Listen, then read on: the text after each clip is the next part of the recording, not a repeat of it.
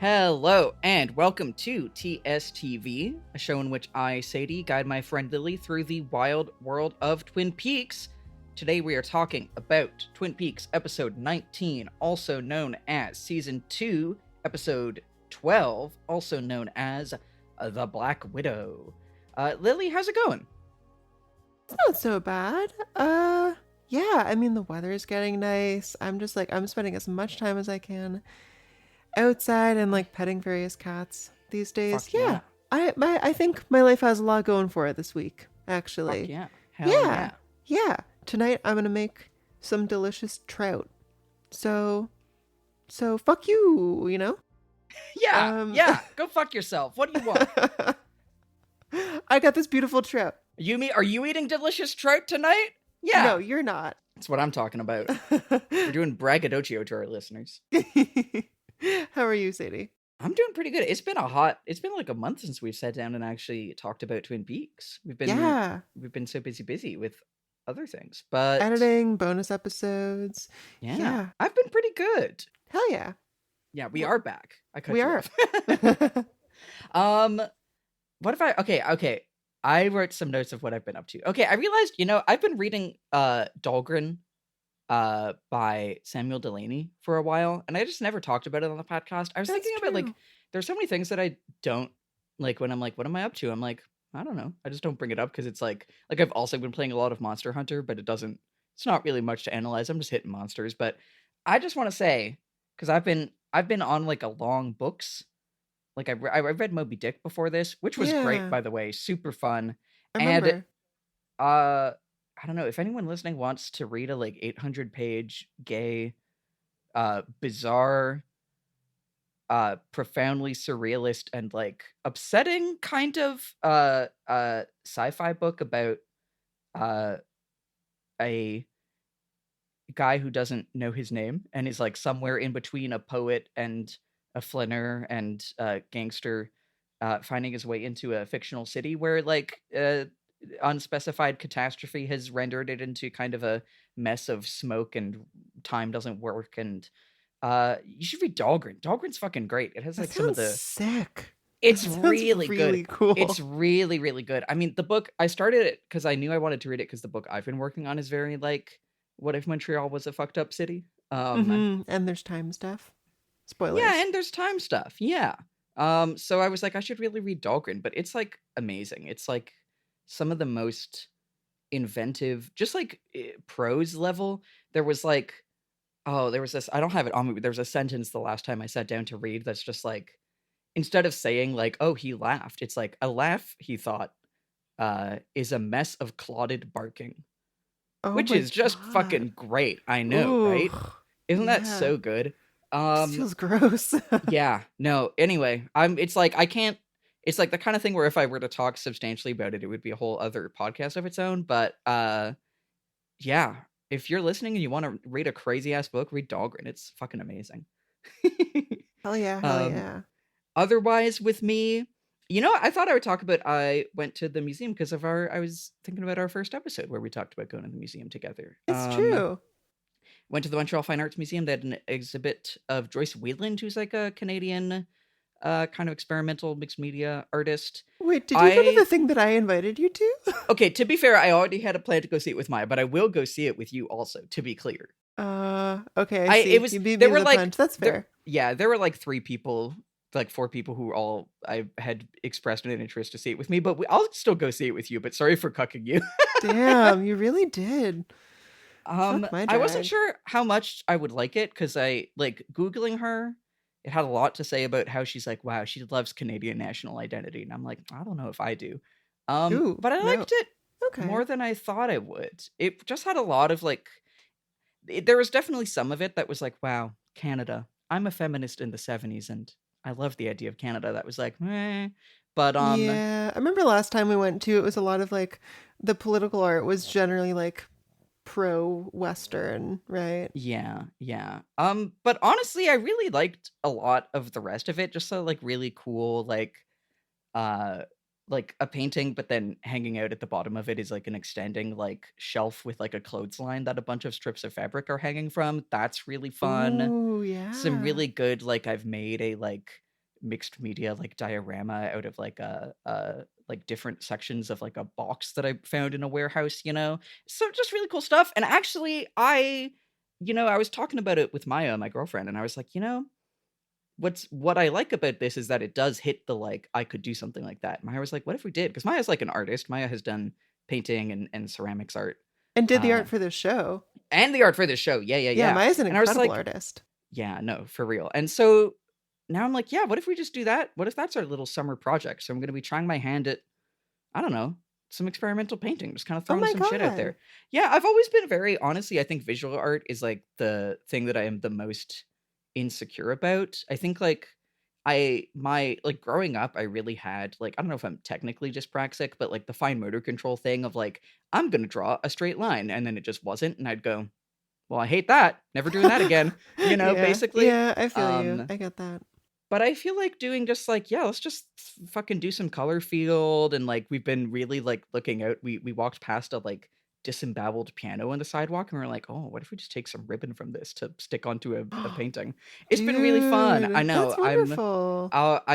I'm looking forward to seeing how it develops, and I'll keep the podcast apprised. Please Um, do.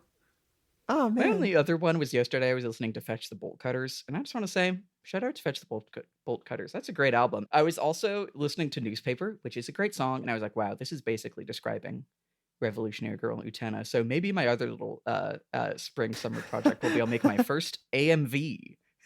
Dude, that's so fun. I think I about making know, those right? all the time. That's a great idea. I I will know. repost. Hell yeah. And then whenever I make you watch Utena for this show or just in life, then you'll know. Hmm.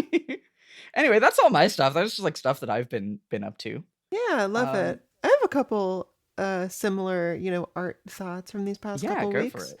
First of all, yesterday I went and picked up a beautiful vase, like pot thing that was thrown for me by this incredible ceramicist as an exchange for like making an ad for his pottery classes.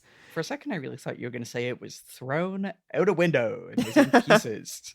But no, that rules. Yeah. Oh my God, it's absolutely gorgeous. It has like a real depth to it. I'll post a picture on the thingy if I remember on the Blue Sky. Other than that, I've also been reading some poetry, as you know. Oh yeah, you got some Dion Brand, right? I did. Yeah. I mean, so I just have a real hard time committing to a novel, to be honest. I get such a rush out of the first like 100, pages, and then I often just like lose steam. Um, so yeah, I'm finding like short stories and poems are just so rewarding in that way. I'm reading this Dion Brand book of poems called Thirsty that I think is new-ish, and it does a thing that I, as a newbie to poetry, have never seen before, which is it really like tells a story. It is a book of poems that is about like a family that suffered a tragedy and sort of the aftermath of that. And I'm really enjoying it. It's set in Toronto, incidentally, like a block from where my aunt lives and where I've spent all my time in Toronto. Man, that's really cool. Yeah, oh my God, it's crazy. Totally, totally surreal for me to know like the exact neighborhood they're talking about. Yeah. Being from Montreal, you don't get that so much, right? Because I mean, so much of I feel like culture from here is in French and I just don't really engage with it all that much. Mm, But that's been nice because it's been like, it's a real like being in a city in the winter is hellish and bleak book. yeah. Dion Brand is one of those that I've like uh engaged with a bunch of her like individual poems, but I've never actually sat down with a full collection. But sorry, I just googled this and I just found a random excerpt. But this city is beauty, unbreakable and amorous as eyelids, in the streets pressed with fierce departures, submerged landings. Damn, that's great. It's fucking good. Yeah, it's very just like, I don't know, empathetic and tragic and just like weary. It's like a world weary book, in a way that I'm feeling myself to be lately. Could I borrow this after you're done with it? I was thinking of giving it to you actually. Oh, hell yeah, I'd love that. That's so Look cute. Oh, look at us go. at The us go. the poetry sisters. Cute. Yeah, well that's me. Sadie, Yeah. this is TSTV, the podcast where we talk about Twin Peaks. What do you say we talk about some Twin Peaks? Yeah, let's talk about Twin Peaks. Wow. Let's see what the log lady has to tell us. Yeah. Oh, yeah, totally.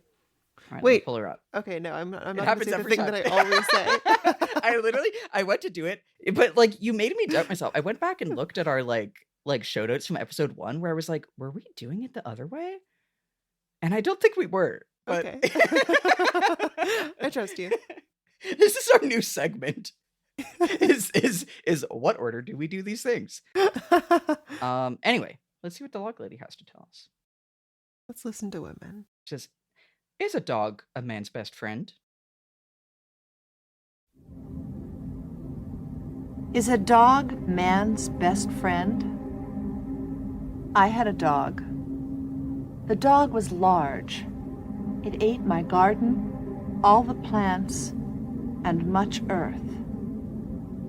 The dog ate so much earth it died. Its body went back to the earth. I have a memory of this dog. The memory is all that I have left of my dog. He was black and white. Wow, this is a great one. Yeah, I think this is an all-timer log lady. I mean, because there's a mention of a dog that is kind of mystifying and like kind of bewildering in this episode. And it's just not really like you're not really given somewhere to go with it, but this yeah. So oh man. The thing that first really jumped out at me was like he was black and white is a dog could just be those colors, but it really hit me in the like black and white TV.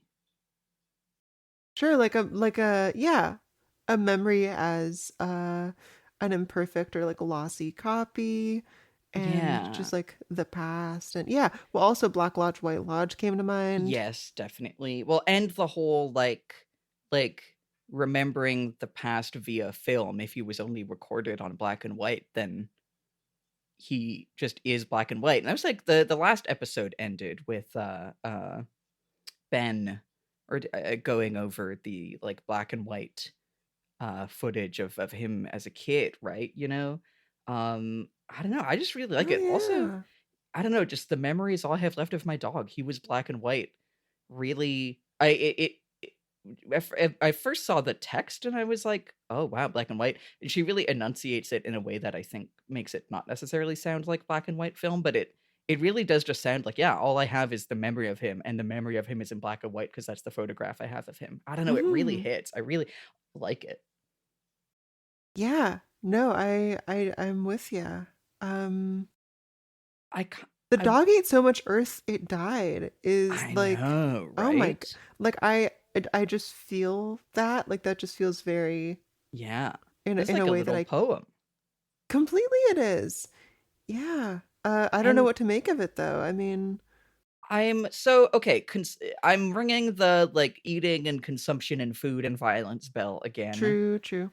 And I think that this one also feels a bit of a kind of guiding meta commentary about the show, in the sense of we kept coming to the idea of Laura or the reveal of the killer as like overconsumption, you know, as this desire for both violence and to like, you know, the ending the mystery all at once, finishing the meal all in one gulp, which, you know, per David Lynch kind of killed the show. I feel like that's kind of what's going on. I think that's a read of this, at least, right? Like the dog ate so much earth it died. Its body went back to the earth.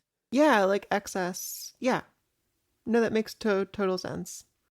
And then, we do, obviously, in this episode, we'll talk about it, but we get the dead dog farm, and then we hear that there's a legend that a dead dog draws the best and worst people to it. So it's like, I don't know if this ties directly to that. I don't know. Do you have other thoughts on this?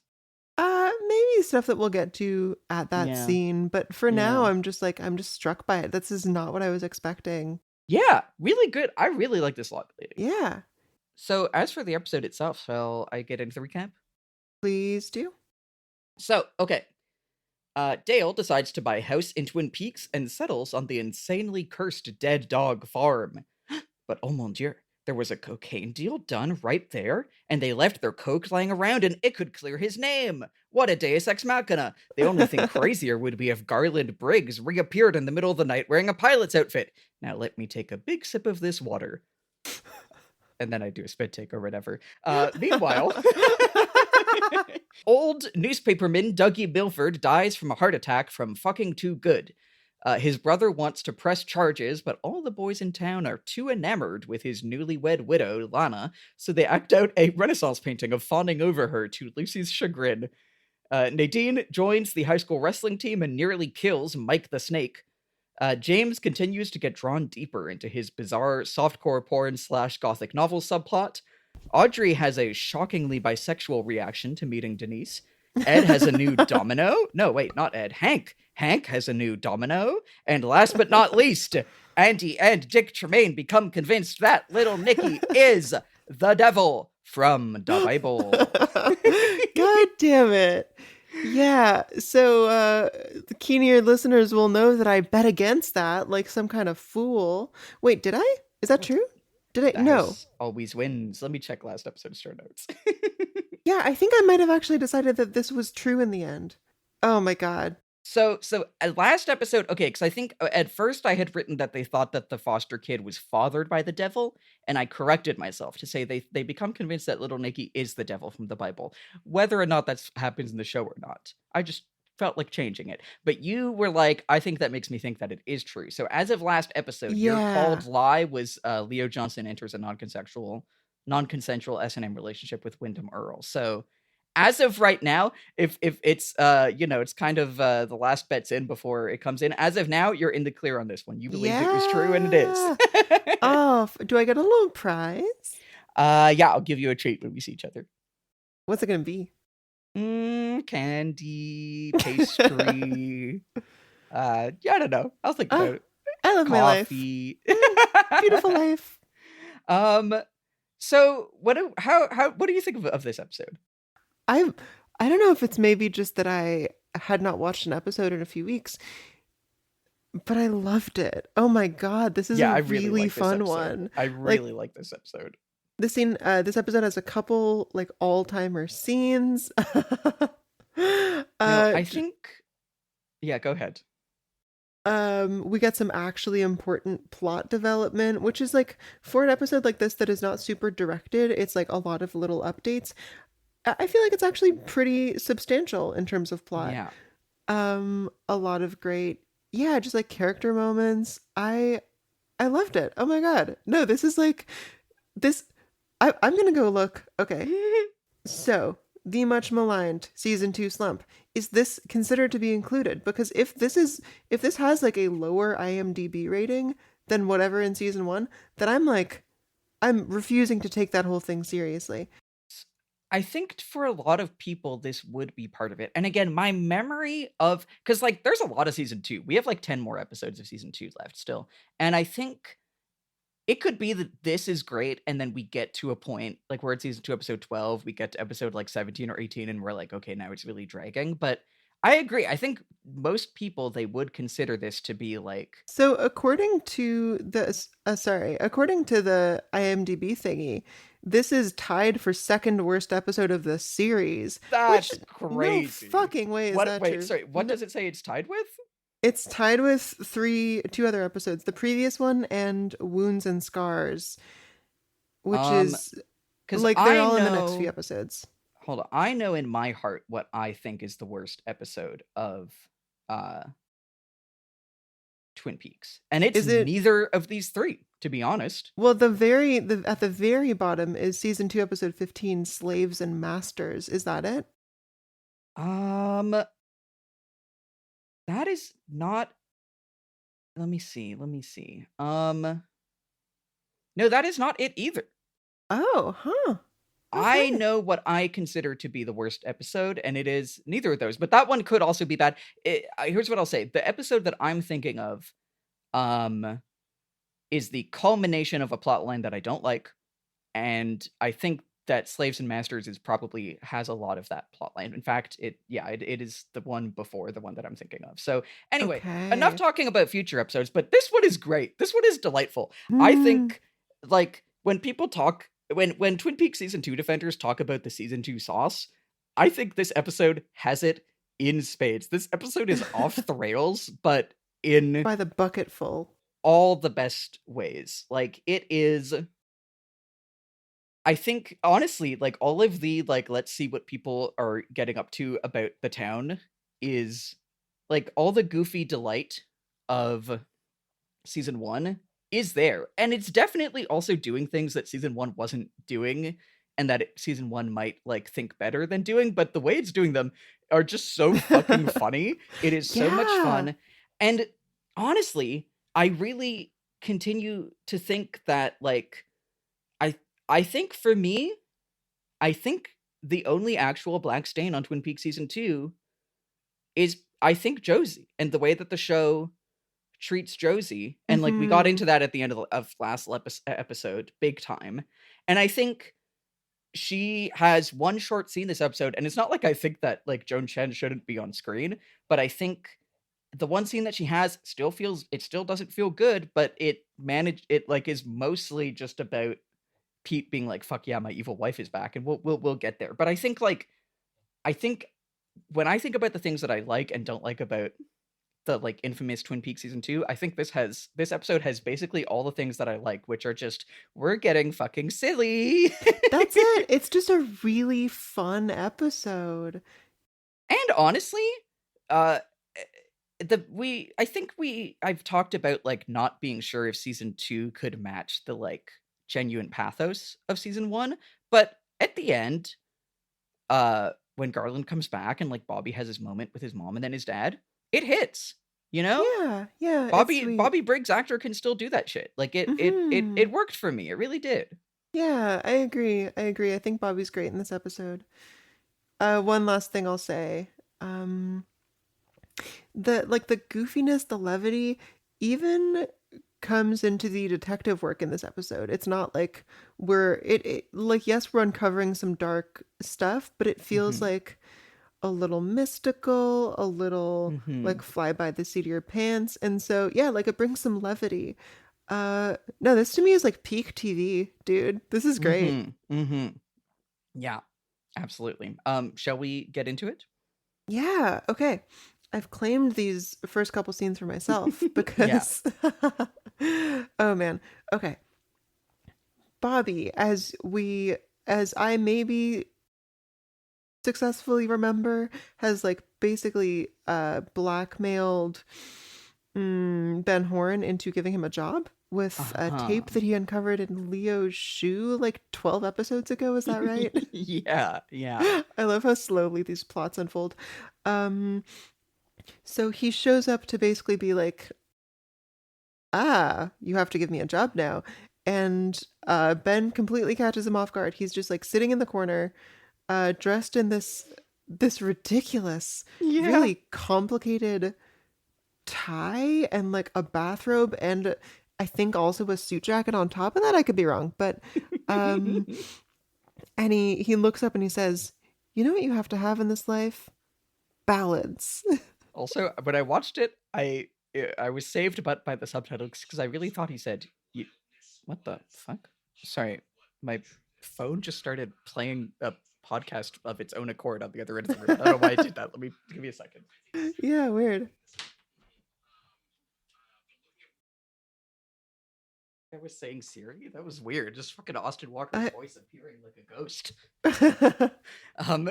Anyway, I really thought maybe we'll keep that in. That's kind of funny. Anyway, I thought he was saying, you know what you got to have in this life? Bats. Bats. Yeah. I love it. Yeah, I mean that would make about as much sense as anything else he does in this scene.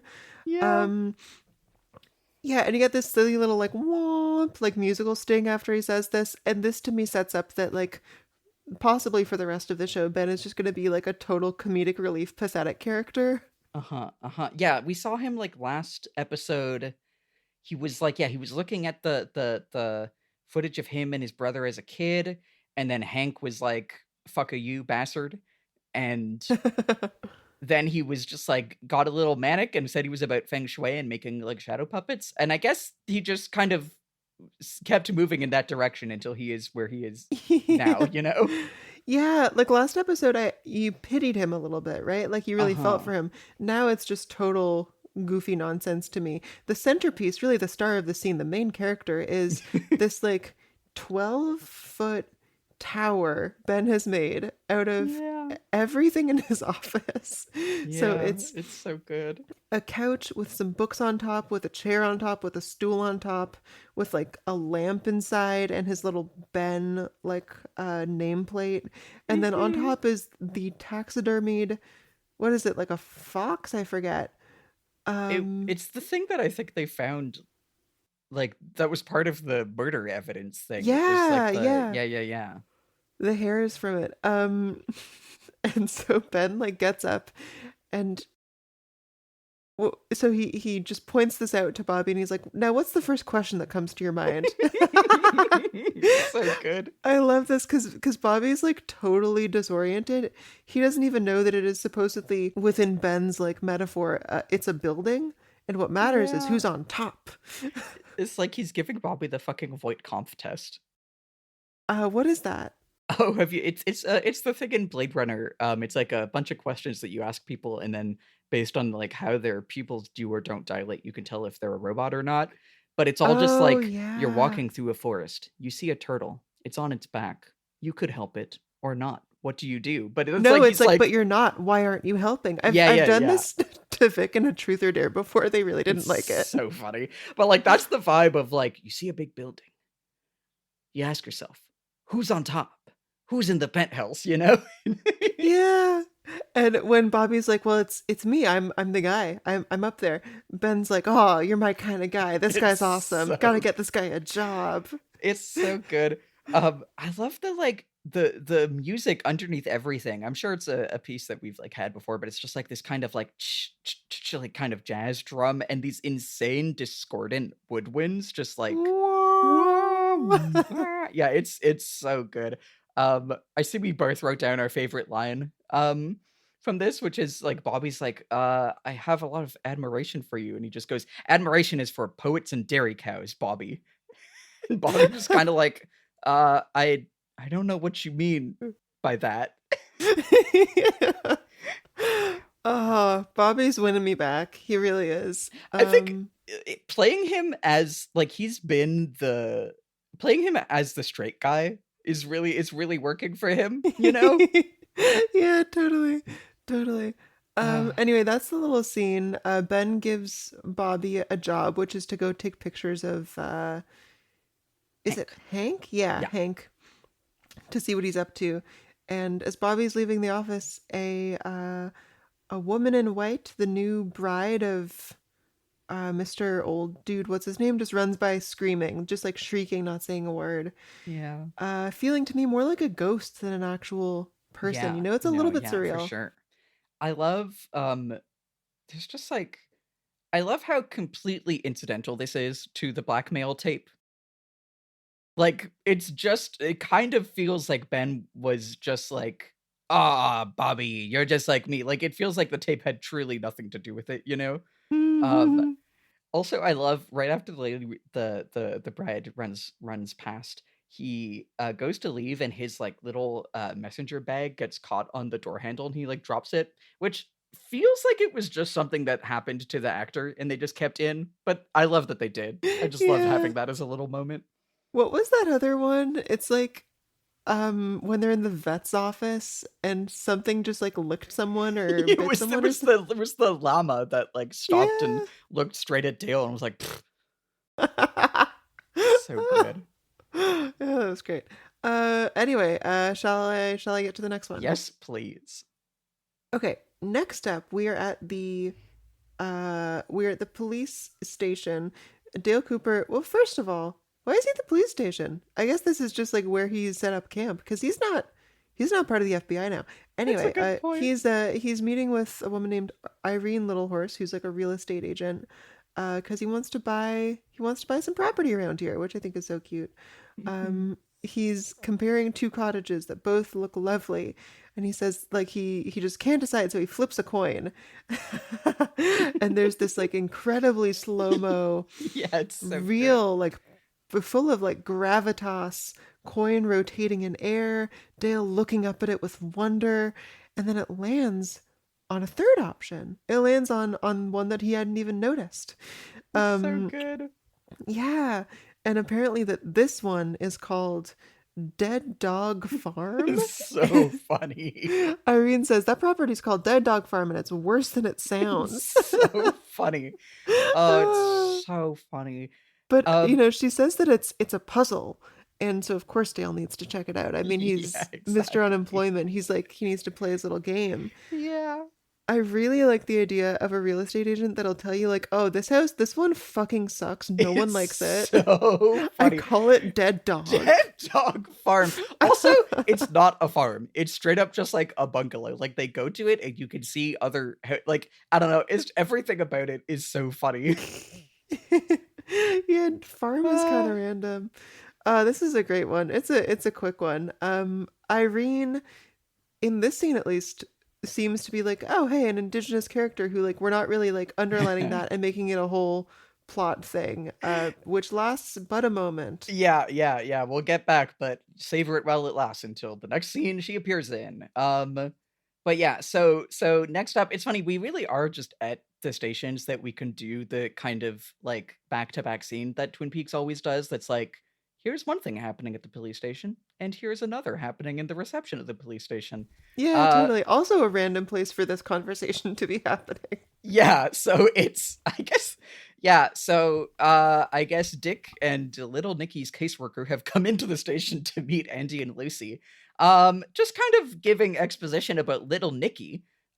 Mainly that he's been very confused and perhaps traumatized by a persistent random misfortune. He's been all over. He's an orphan. Um, I love he's like, oh, what happened to his parents? She's like, oh, they were killed. Dick says, how were they killed? And she says, mysterious circumstances. Which is just like, you know. Shout out though, because she does have a cunty little outfit. She's got like the big shoulder pads and like I put a screenshot of the show notes, but it's Dude, I very thought she good. was Audrey at first. She looks great. I know she does look like Audrey. I thought about that too. Well, I actually also thought she was Maddie for a second. I don't know. Maybe it's just the dark hair. Yeah. I don't think that's intentional. Anyway. But yeah, so this is also a short one, just setting up that Little Nicky. Oh, so many mysterious circumstances. Could it be that he's the devil from the Bible? Another quick thing is I couldn't help but notice the posters in the police station this episode. Uh-huh. In this one in particular, there is a totally unremarked upon massive nationalistic poster for the National Rifle Association. Is this the one with the crazy eagle that we talked about like way back? Or a different one? Oh, I can't remember. Maybe. Yeah. There's I another think one it's- later, by the way. Sorry, you first. Oh, I think we were gonna talk about the poster that just says, Mom and Dad, I use drugs. Yeah. Yes, I also Yeah. took a screenshot of that from the latest scene because it's so funny. Yeah, so this is just kind of setting that up. In and out. Take us to Nadine. Oh no, I'm too fast. Too fast. I'm too fast. I Yeah. cannot So see. Jesus Dougie. Christ. Dougie is dead. Dougie, of course, being the one of the fucking Muppets. What are they called? Those Muppets. The old men who complain. Oh, Statler and Waldorf? Yeah. So there's those two old men that were basically just doing that. One of them has died, and it's from fucking Too Good. They find with him he has the Kama Sutra. He has a book called My Secret Life, which we cut in with Andy reading about like once stimulated, the female will respond in such a way that the skin around her. Oh my god. It's Love so poems cute. of Lord Byron. There's so much. Yeah. I have so many questions. So were they, it seems like were they fucking while reading the books? Were they just fucking on a bed covered with books? Maybe my theory was like maybe the new like Lana the new bride went to the bathroom and he was just like, fuck, I gotta study. I didn't study for this. Yeah, I love that. I mean, I think it's like, wow, she was busting at the fucking forbidden techniques of sex. That's why he had a heart attack, because she was hitting him with the fucking, They'll kill ya. blowjob no jitsu. But so his brother comes in, who last time was just so angry at him, but now he's angry at the wife, the widow. He's like, here it is. This is it. The murder weapon with the book, My Secret Life. She might as well have blown his brains out with a rifle. He could never say no to a woman, you fool. And then the widow's outside. He's like, you sexual adventuress, you'll burn in hell for this. It's like, this plotline just keeps on coming back. I really forgot entirely about the two old brothers plotline, and I feel like the first like 2 episodes that showed up, I was like, yeah, I guess that's just what's happening this episode, and it keeps happening. It keeps happening, but now it's like they've killed one of them pretty early into whatever. I'm like, now is there going to be like an inheritance battle for this guy we don't care about at all? Okay. Well, I guess That the seems like other what they're thing setting is up. that this woman Lana starts confessing to, Hawk is like, oh, how are you doing? And she's like, oh, it's like I'm cursed.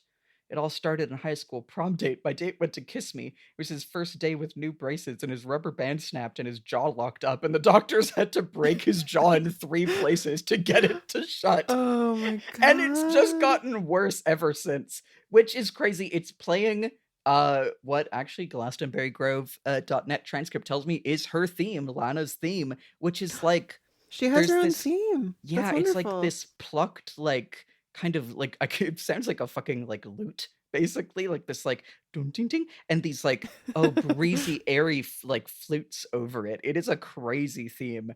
And we get another hashtag Twin Peaks does indigeneity moment, but it's also like Hawk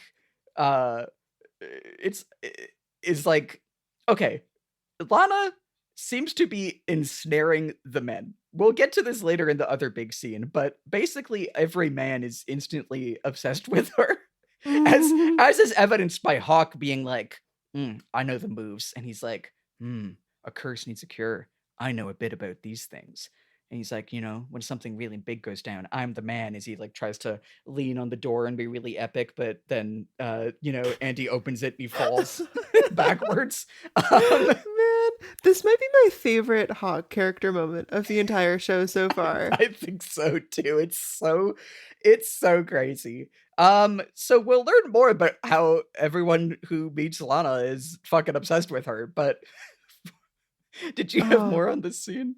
Yeah, I wanted to say, so at one point they in the hotel room, they're looking through the box of sex toys that they brought, and one of them okay, like it's clearly implied to be a box of sex toys, but none of them seem to actually be sex toys. It's like one thing looks like 2 little stuffed rabbit's feet that like sort of stands in for fuzzy handcuffs.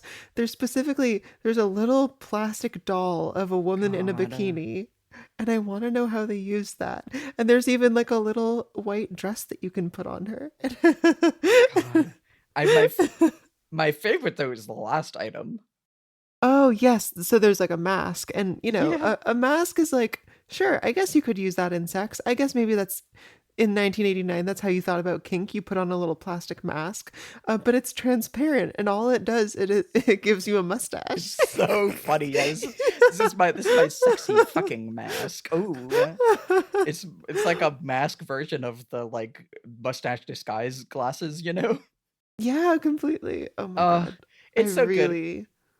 And it's like R.I.P. King. He felt like no other. It's funny, when this first showed up, we were like, what's going on? Like it is kind of crazy that the show moved from like the horror of Leland and Maddie to like, and this old guy's marrying a teenager. What? But also here we're just in Crazy Town, and like we could try to analyze things about it, but I'm just happy to be in Crazy Town, Oh yeah, completely. This is, I mean, especially that conversation. It's pure soap, right? Yeah, it's so good. And there's nothing wrong with that. Speaking of, want to now take us to Nadine?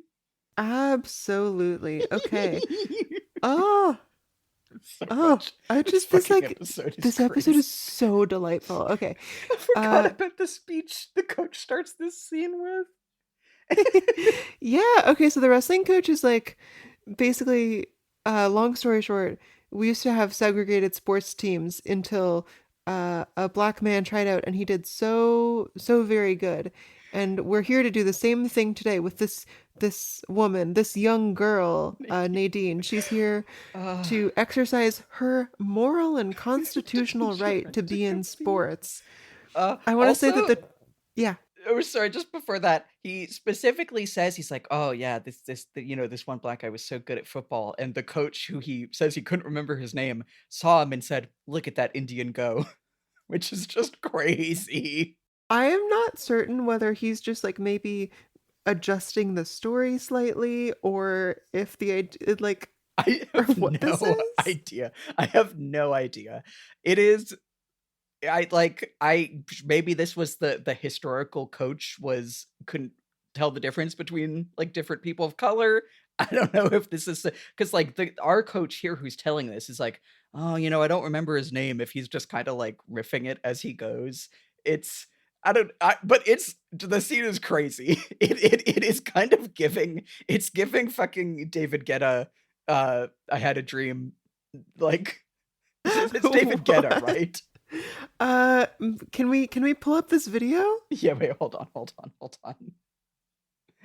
It is David. Okay, hold on. I need to. You know this video, right? The like David Guetta DJ ending racism moment. I could use a refresher. Okay, hold on. I'm gonna screen share it to you. This record is in honor of George Floyd, Oh Jesus. and I really hope we can see more unity and more peace when already things are so difficult. So, shout out to his family. Shout out to his This is family. fucking crazy. This I have a dream sample. Okay, Oh wait, my- sorry. I think that last bit was edited in. I don't think the real song did the hamster dance beat drop. Okay, I've never seen the original then. That's fucking crazy. But yeah, I feel like that's the energy that this coach, who is black, but I think that is still the energy that he's bringing here about Nadine's constitutional and moral right to compete. This is the trans allegory with Nadine has never been so rewarding. my I feel like God. he's standing up for Yes. me personally. Yes, exactly. Oh, my guy. Yeah, so basically she is here to prove herself and prove that she has a place on the wrestling team. And to do that, she will wrestle against their greatest warrior, who is of course Mike, aka Snake, who no one's Yeah. called him that in like 2 full seasons, but I'm sticking with it. No, yeah, it's he's the snake in my heart for sure. He's the snake in my heart. So he's like a little condescending to her. He's like, okay, so you place your arm there, no, there, no, there. And she keeps just like doing what she wants to do. I love her so much. Eventually, of course, she's like totally wrecking him, places him in an epic headlock. he goes like, "You're breaking my neck," and she says, "You're right. This is sort of like necking." So funny. I feel like this is a joke they thought of in the edit because I don't think either of their mouths are actually moving. Oh yeah, it is all very. All the lines are like super ADR'd, Yeah, It's there's a really- lot of that in this episode.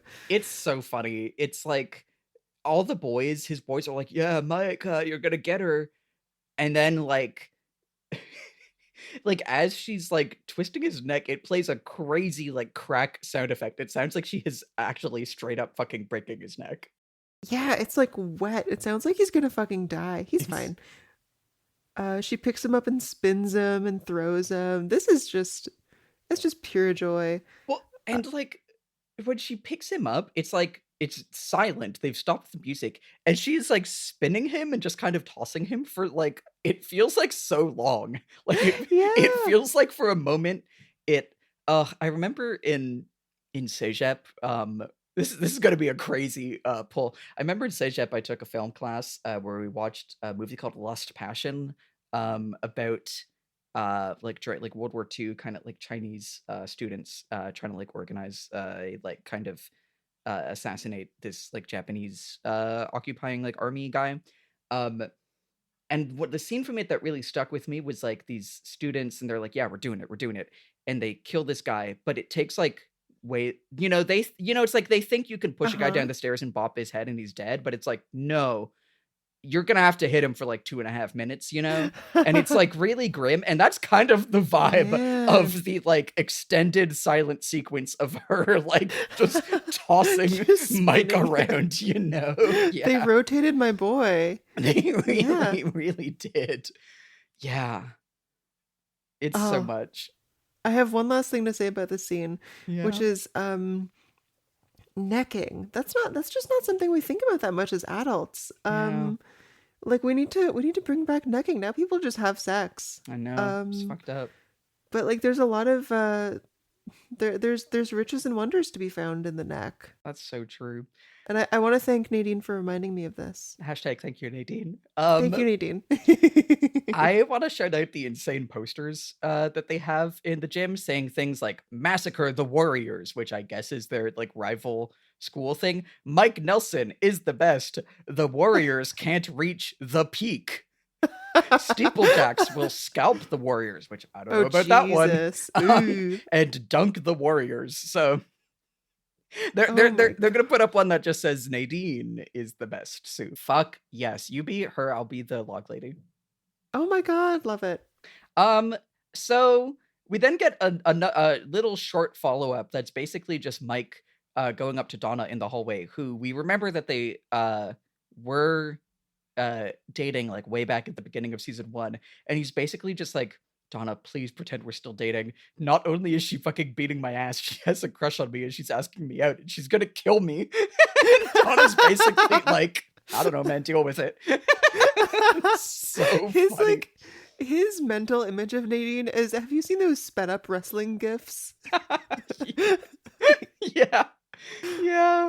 Oh, it's so good. Yeah. Did you have things about this little scene? No. All right. Yeah, it's just I guess I forgot they ever dated. Like that's weird. It feels so distant. It is funny. It is something that they just kind of left in the past. But yeah, he's just like so like he is like kind of limping. I see you wrote down his like his shoulders are all the way up because it's like a mix between he's like injured and is just like so tense. Like he's like he's like a scared dog at the shelter, This is such a drastic change from the first couple episodes where he was like barking, he was like showing up to her house to threaten her. I just the teenage boys specifically have been put in their place, and I appreciate that. Yeah. So we then go to James's insane little subplot. James is just kind of sitting around in his room. And Malcolm walks in. Malcolm Sloan, who's the brother of Evelyn from last episode. The first thing he says, it's funny, my subtitles said service rebellion, but he just walks in and says, "Hang up a local servants rebellion. I wonder if you'd help me bundle up loose sticks and burn the master." No, girl, what are you saying? I guess. Okay. I am so confused. I figured this was just referencing something that I don't get. I have no idea. I have no idea. I think so. I guess so. Okay. Basically, he tells us that he is Evelyn's brother, but that he like I guess Evelyn married this rich guy. Is it Jeffrey?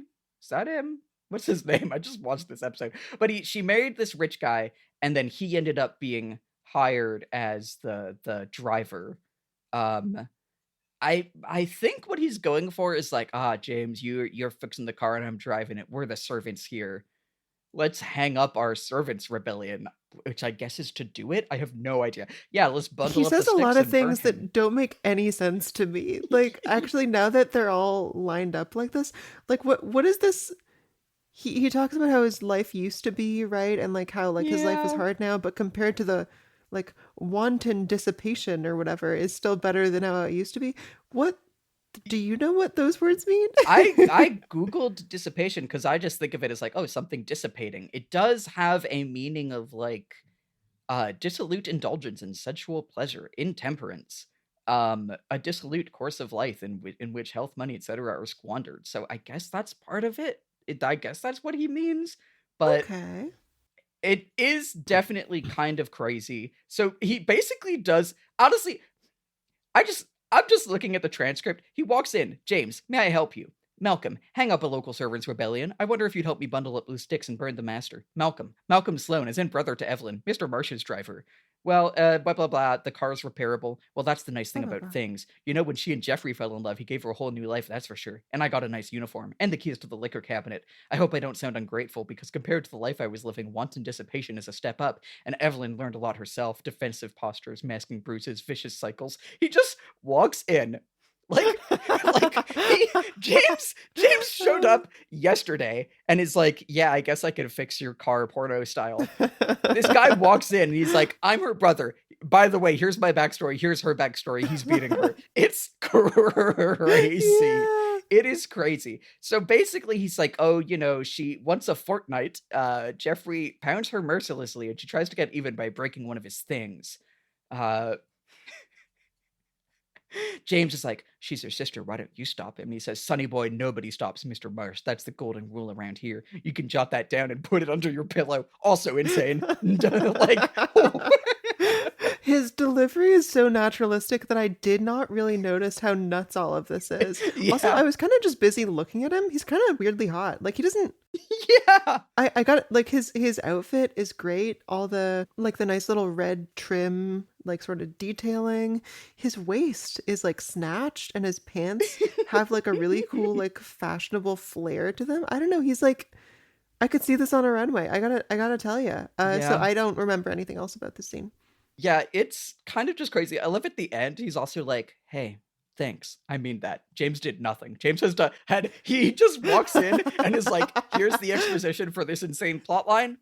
Thank you. I mean that. And leaves. It's crazy. I can tell by the wrinkles in your forehead that you care. Yeah, exactly. So we'll get more from them later, but for now, that is our exposition dump for this scene. Yep.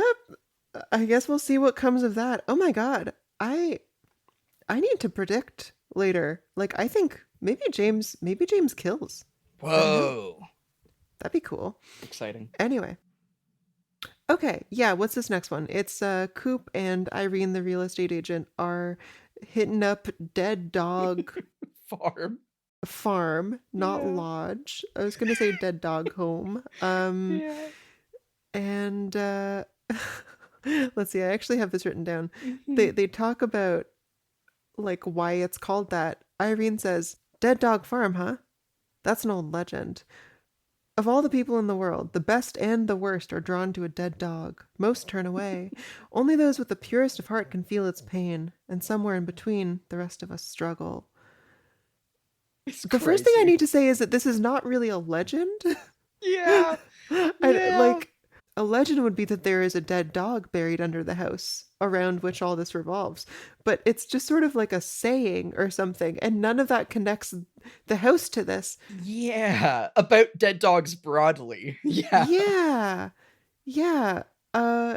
Baffling. Love it. Oh my god, is this maybe the log lady's childhood home? There's a theory. Whoa. Well, oh fuck, I don't know. I'm not committing to that.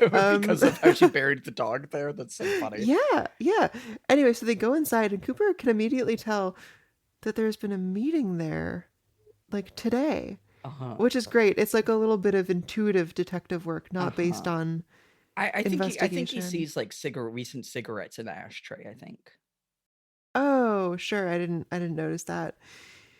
So from here, he does a little bit of detective work. He's like, oh my God, there's la cocaína. And look, I'm going to be embarrassed by that in the edit, but I'm not going to re-record it. Thank you, Amelia Perez. Oh God. But yeah, basically they realize like there has been important crimes here today. Yeah. Oh yeah, and another little fun bit of detective work is that Dale looks at like the tire treads outside and he says like they come from a Jeep, a four-wheeler, and a luxury sedan. And I don't want to doubt his methods, but I don't think you can tell from like the tires that a sedan is luxurious. That's a really good point. Yeah, they've got money in the tires. Yeah, that's the gist of this. Sadie, what are your thoughts? Okay, I think we do need to talk about the legend of the dead dog, because okay, there's a lot going on. One, first of all, like we said, we sure have introduced another indigenous character, basically just so that she could be like, our people have a legend of this, you know? Yeah, ugh. And happens to be basically the exact same as what they were saying about the Black Lodge, that like only those with pure heart of like perfect courage can withstand it. But I guess in this one it's also, you know, the worst are drawn to it too. Mhm. Which is like I think continues to be on the like you know, we don't need indigenous spirituality to be the vehicle for this. It's kind of goofy. I'm kind of charmed. Like when I think about, yeah, who would be drawn to a dead dog? Probably only the best or worst people. I can buy that. That's fun to me. Sure, I kind of like that. But I do love that like it's all this myth about just like a shitty house. Like it's just a bungalow that sucks. You know, everyone moves How in. old can the legend be? It was clearly built in like the 60s, you know? Yeah, it's so good. I think I think overall I think this is on the like goofy and stupid in the way that I'm like, take me on your funny ride, you know? Sure, sure. Um, okay. My big complaint with this show, there's so many buildings to keep track of. Okay? Like Yeah. just to list, you Uh-huh. got the Roadhouse, the Bookhouse, you got the sheriff's house. You got the White Lodge, you got the Black Lodge, you got the log cabin where Laura Mhm. was tortured. You Mhm. got this house, like it's Great just Northern. the great, oh my god, the Great Northern, and The then the fancy house Yeah, where which I think they uh did maybe Pete call a and lodge Catherine live. also, yeah. That's the But fucking not a thing. capital L lodge. Sure, And sure, now not Dead not Dog like Farm. copyright. So the thing about the Dead Dog Farm is we just found out about a supposed White Lodge. Uh-huh. And okay, so I was mixing up that log cabin where crimes transpired with the Black Lodge. I thought that's what the Black Lodge was. This feels like a pretty easy connection to the White Lodge. I don't know if that is going to come to fruition, but it feels conspicuous that we are What makes learning you about feel these. like it's White Lodge connected? It's a house that seems to have some sort of spiritual significance. Like that the purest of heart can feel pain in. And well, just like that, it's a house that is white, and we're learning about the house that is white, Cocaine is basically. white. Oh, true. Makes you think. Yeah. Yeah, I don't know. I guess I'll see. That could be nothing. I do. I mean, I you know me. I love to make Lily espouse a theory. But yeah, the show keeps throwing buildings at us. Do you have more here, or do we want to go to Dick and Nick? Let's do Dick and Nick. Okay. Dick is changing a tire. He's out for a drive with little Nicky. So They're wearing matching jackets, The which are fucking matching adorable. outfits it's all matching. They have the same shorts and like little Timberland boots and socks. Oh my god, dude, wait. So funny. Oh, this is really funny. I have long wanted one of these denim jackets with like fleece inside, and this fuck cured yeah. me. Like I don't anymore. It's so Honestly, because funny. Dick looks so dorky in it. Yeah. But anyway, Dick is like trying to change the tire. He clearly doesn't really know how. He's not like, I don't know. He's like he's a Brit's Brit, you know. And Nikki is just like turning the steering wheel, making it difficult. Eventually, oh yeah, like Dick sort of loses his patience, and he's like, "You come right here," and he tries to tell him off. But little Nicky is like total male manipulator. Ooh, did I do that? Like, oh my god, are you mad at me? Wait, I'm sorry. Okay, maybe I'm projecting some things onto this character. But he forgives him. He like just goes to stand by the side of the road, at which point I guess like the car falls off of the jack. Yeah. Nicky is like very afraid. You realize like, oh, this is like a little baby child with like real fears and traumas who's like lost his parents before. So he was worried that this like totally benign thing was gonna kill Dick somehow. That's like, oh, Yeah. I feel for him, you know? Which is not what Dick takes away. He's like weirded out. I think his thing is he's like, oh my god, did Little Nicky sabotage the like when he was like spinning the wheels? He was like making the wheels turn by spinning the steering wheel, or like did he sabotage it so that it would kill me? I think that's why afterwards he's Oh. like, Andy, he might be a killer. I think he's like, oh my god, it was so close to killing me. And somehow surmises was not. like, no, not at all. And he's like, Little Nicky must have sabotaged my carjack or whatever. It's so funny. That's crazy. Okay, because when we get to the devil stuff later, I felt like it completely came out of nowhere. I honestly thought Dick's train of thought was like, huh, this child was afraid. Yeah. Suspicious. Yeah. I like your theory. No, I think this is what it's supposed to be, is that he's like, oh my goodness, could it be that Little Nicky made it happen?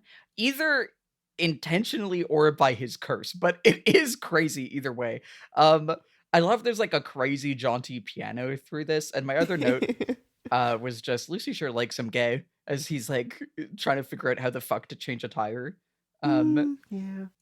Here's a note from the Twin Peaks wiki. It's a production error. When Dick reads the car manual for his BMW, the Volvo V logo can be seen on the hubcap on the leftmost image. Sure hope someone got fired for that blunder.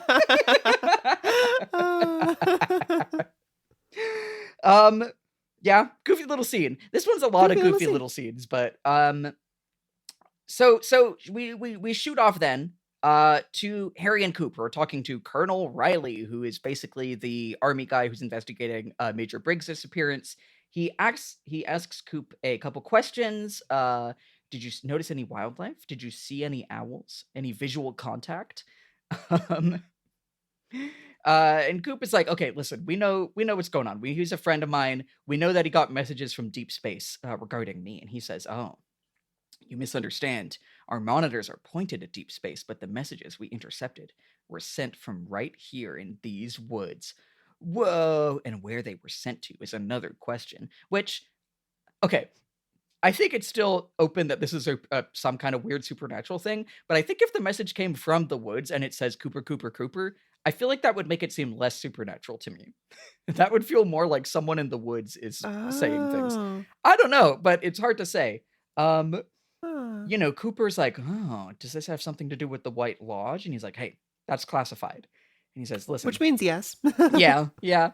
He says, Garland Briggs is the best pilot I've ever known, which feels like I was first like, why are they bringing up that he's a pilot? It's because later he shows on wearing his pilot hat that he didn't have when he disappeared, I don't think, but it's very funny. True.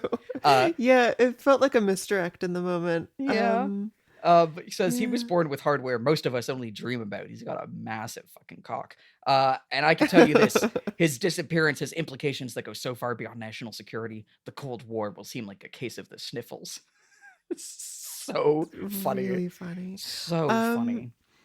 I think, like, on one level, I think it's really fun that the US military is not trying to do military stuff. They're, like, handling, like, philosophical space existential threats or something. Yeah. But also, that is telling about the time this came out, I think. Like, it's telling about right? Yeah. America is the one who keeps the universe safe. Yeah, definitely. It feels like, honestly, this is kind of a, like, remember that? So that when he shows up at the end of the episode, we're like, oh, shit. Yeah. It's very funny. Not much happens. Yeah. Oh, yeah. I was just like, oh my god, the message wasn't from space. So how could his head get there? Which is something we'll return to at the end of the episode. This really complicates past a floating head. I know. My life. Anyway, want to go to Tales from the Log? Yeah. Next up, it is the beloved and classic famous segment of our podcast series, Tales from the Log. Tales from the Log, where we take a look at a character who's not in this episode and decide what they were up to this day. Yeah. We should write a description for this segment at some point. I mean, we've been doing it enough. They know. Okay, so last time we did Garland Briggs, and we said that he was in the White Lodge, which was made of marble or white chocolate. And he was bowling with the spirits. But... Oh my god, hey, wait, really quick. Uh-huh. The end of this episode, how like Bobby tells that story of the vision that Briggs saw. Yeah. Could he have been in the White Lodge then? Maybe we said this last episode. Who could say? But I feel like it was described as a very bright and like it was floaty a and... palatial house. Yeah. Yeah. Oh my god, was that the White Lodge? Oh shit. Oh shit. Okay, it's Fuck. possible I also realized this a month ago, and people who are listening in real time are like, yeah, you already knew that, dumbass. So funny. Okay, so let's see who's not in this episode. We don't see Leo at all. We don't actually see Hank. We just see his fucking domino for a second. We don't see Shelly. Is anyone jump? We don't really see... Oh no, we see Ed for a second. Is anyone jumping out at you? Let me think. I feel like let's do Leo, because what could he possibly be doing? Yeah, the last that we heard from Leo... Oh wow, he also really wasn't in the last episode. Let me see. So there was like the new shoes thing, and he's like gradually becoming more conscious. I have a kind of fun idea. I think Leo has been consistently dreaming through all this like yes, sort of locked in state, and I think he's been in the Black Lodge. I think he has had the exact same dream that Dale had in like the third episode of the show. And I think he's going to wake up and say, "I know who killed Laura Palmer." And everyone's going to be like, "Yeah, us too." Thanks. Oh, I fucking love that. Oh my god, that's so good. That's really good. Yeah. Thanks. So yeah, we then get a Tales from the Log in which we see Leo navigating, and like, you know, we saw Coop navigating that dream and being like, "But you are Laura Palmer." Oh, I'm trying to detect and take in all of this. Leo's just there going, "What the fuck is this? What the fuck's going on? Who's this faggot? Why is he dancing?" All right, I love it. That's Tales from the Log, and Tales from the Log. Return after a little break. Yeah. Wahoo! Cute. Love it.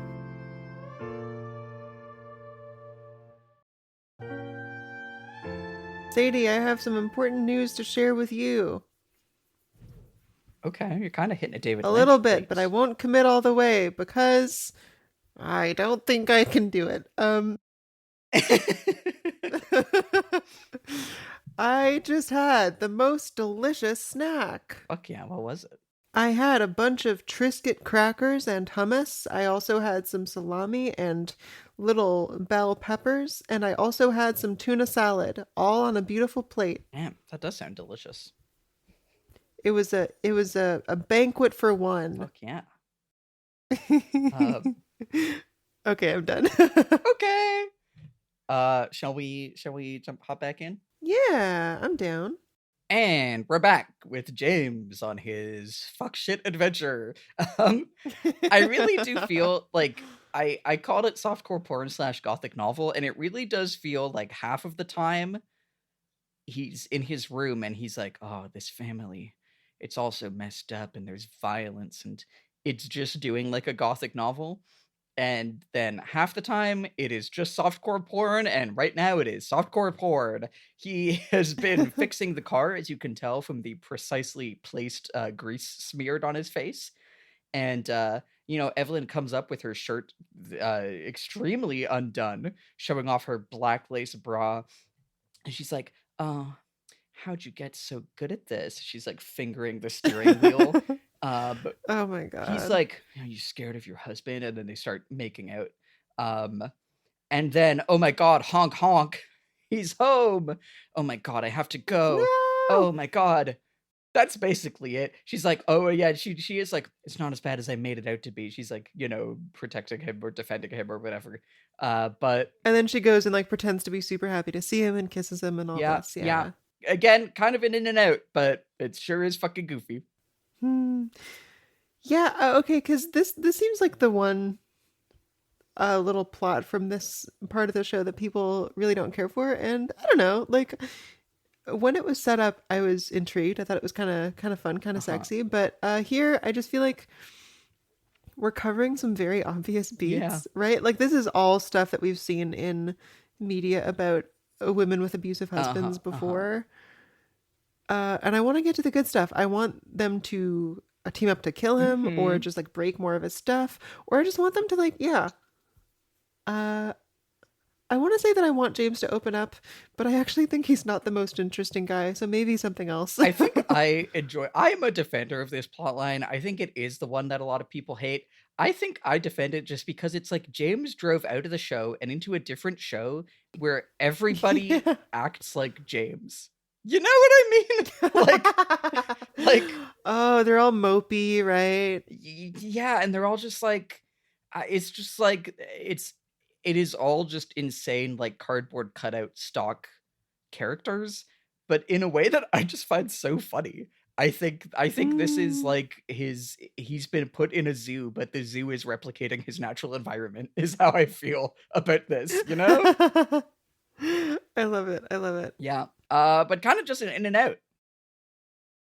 Do you have more on this, or shall we just go to Bobbyland? I didn't write a single word on this. Yeah, there's kind of nothing to say. Like it's just fucking goofy. Let's go to Bobbyland.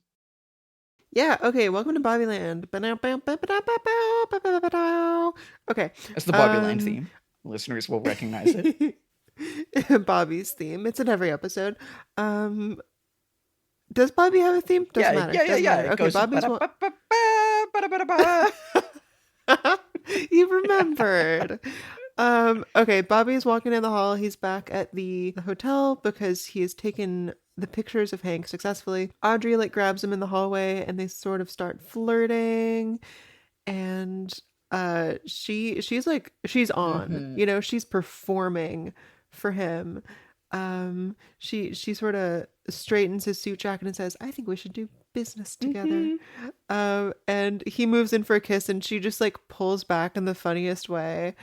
It's so Audrey funny. stocks are up. Yes. Like she's for me, she's like first in the power rankings. Yes. We are so back. She's Audrey just like, killed Laura Palmer?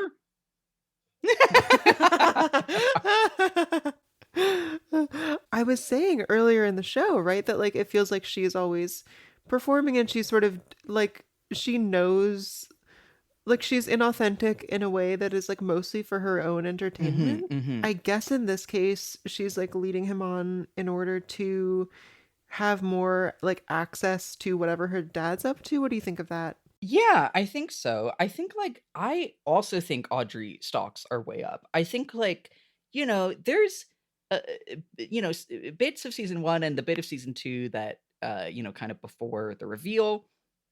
Honestly, we had a lot to critique about Audrey. There'll still be some of that later on. But like I think, you know, I was pretty unhappy with like the way that when she was just being given heroin at One-Eyed Jacks for like 5 episodes and she was just like not able to be a character that does things. And I love seeing her do things. I actually really like her energy with Bobby. I think their chemistry is fun. And honestly, I think I was saying something like this last episode, but like they're the two little schemers. And frankly, her schemes are better than his. But I think completely. I think putting them together and like her being like, we should get into business together, I forget where it goes, but I really am excited by this idea because I think this is what I was saying last episode was like Audrey was always felt kind of off on her own and wasn't anchored to other characters in a way that made it hard for her to connect with them. And I think her having a like, you know, like a line on the like relationship map with Bobby that's like they're gonna do little teenage fuck ass schemes together and I guess maybe make out and fuck also, as last episode implied, is frankly delightful. And I think that like as far as like I think that's a great way to have Audrey stay in the mix and to have her be doing what is the most fun of what she does and the most like #agency, which is like she's scheming, she's finding shit out, she's playing Bobby, and it's just really fun.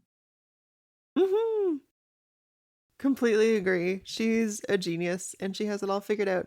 And yeah, so she sneaks behind like into one of these pretty obvious like secret really passages to watch them through this enormous heart-shaped hole. Yes, it's so good.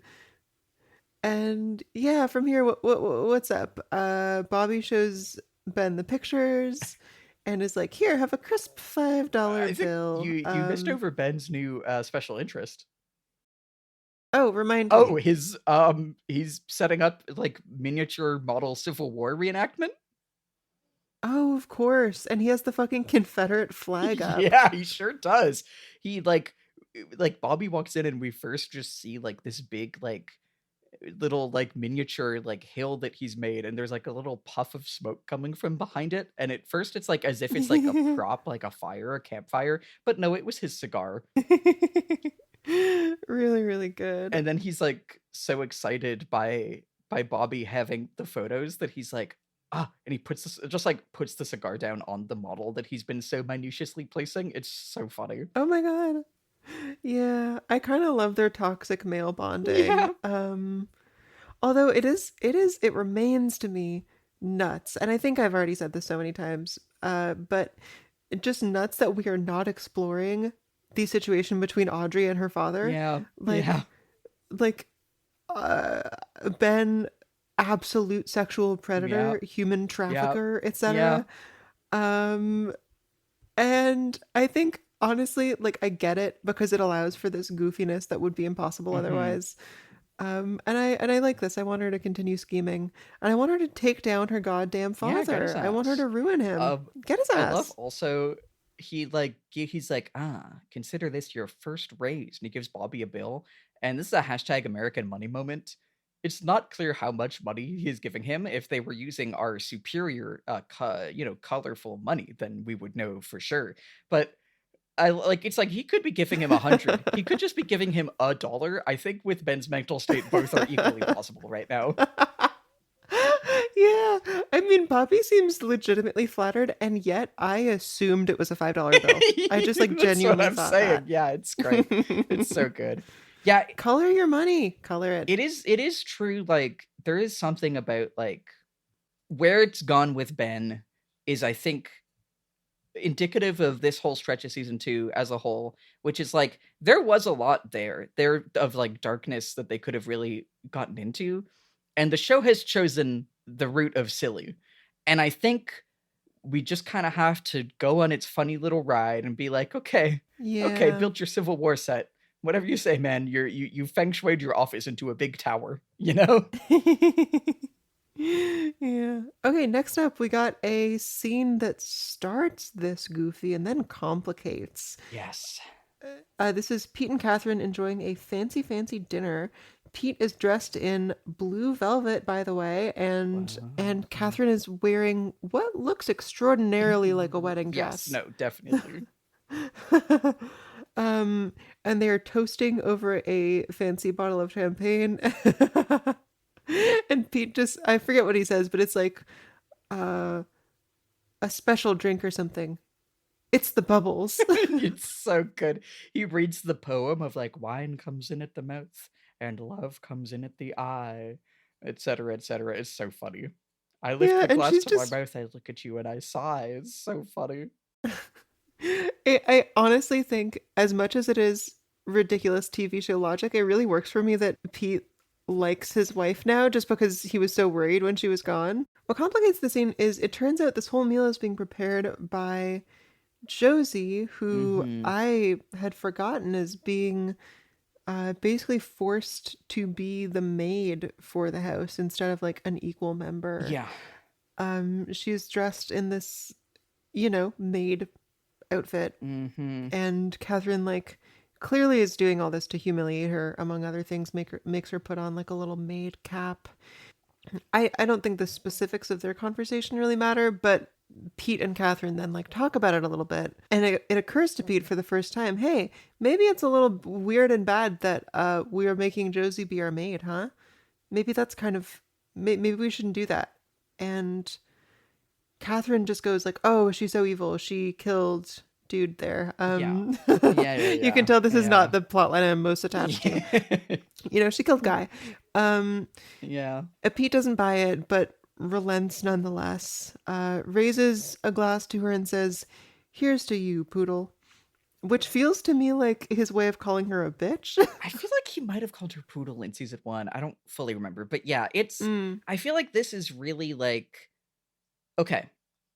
Beginning of the scene. Pete is like, oh, fuck yes, my evil wife is back. Let's get drunk on champagne. You're in your I wedding fucking dress. love my It's the evil bubbles. wife. That's great. That's so much fun. And then the camera pans to the right, and we're reminded of what the show has been doing to Josie, and it just sucks the fun out of it. Like, Completely. the show is making a lot of... It's just like, it's gone into silly land. And it's Mm-hmm. like, okay, like Ben, we're in silly land. We're just saying, okay, fuck it. All that other stuff, don't worry about it. Right now, he's a goofy guy. He's making his thing. And like, if I was David Lynch, I would hate that probably, right? You know? And I think Mm. like but we can have fun with it.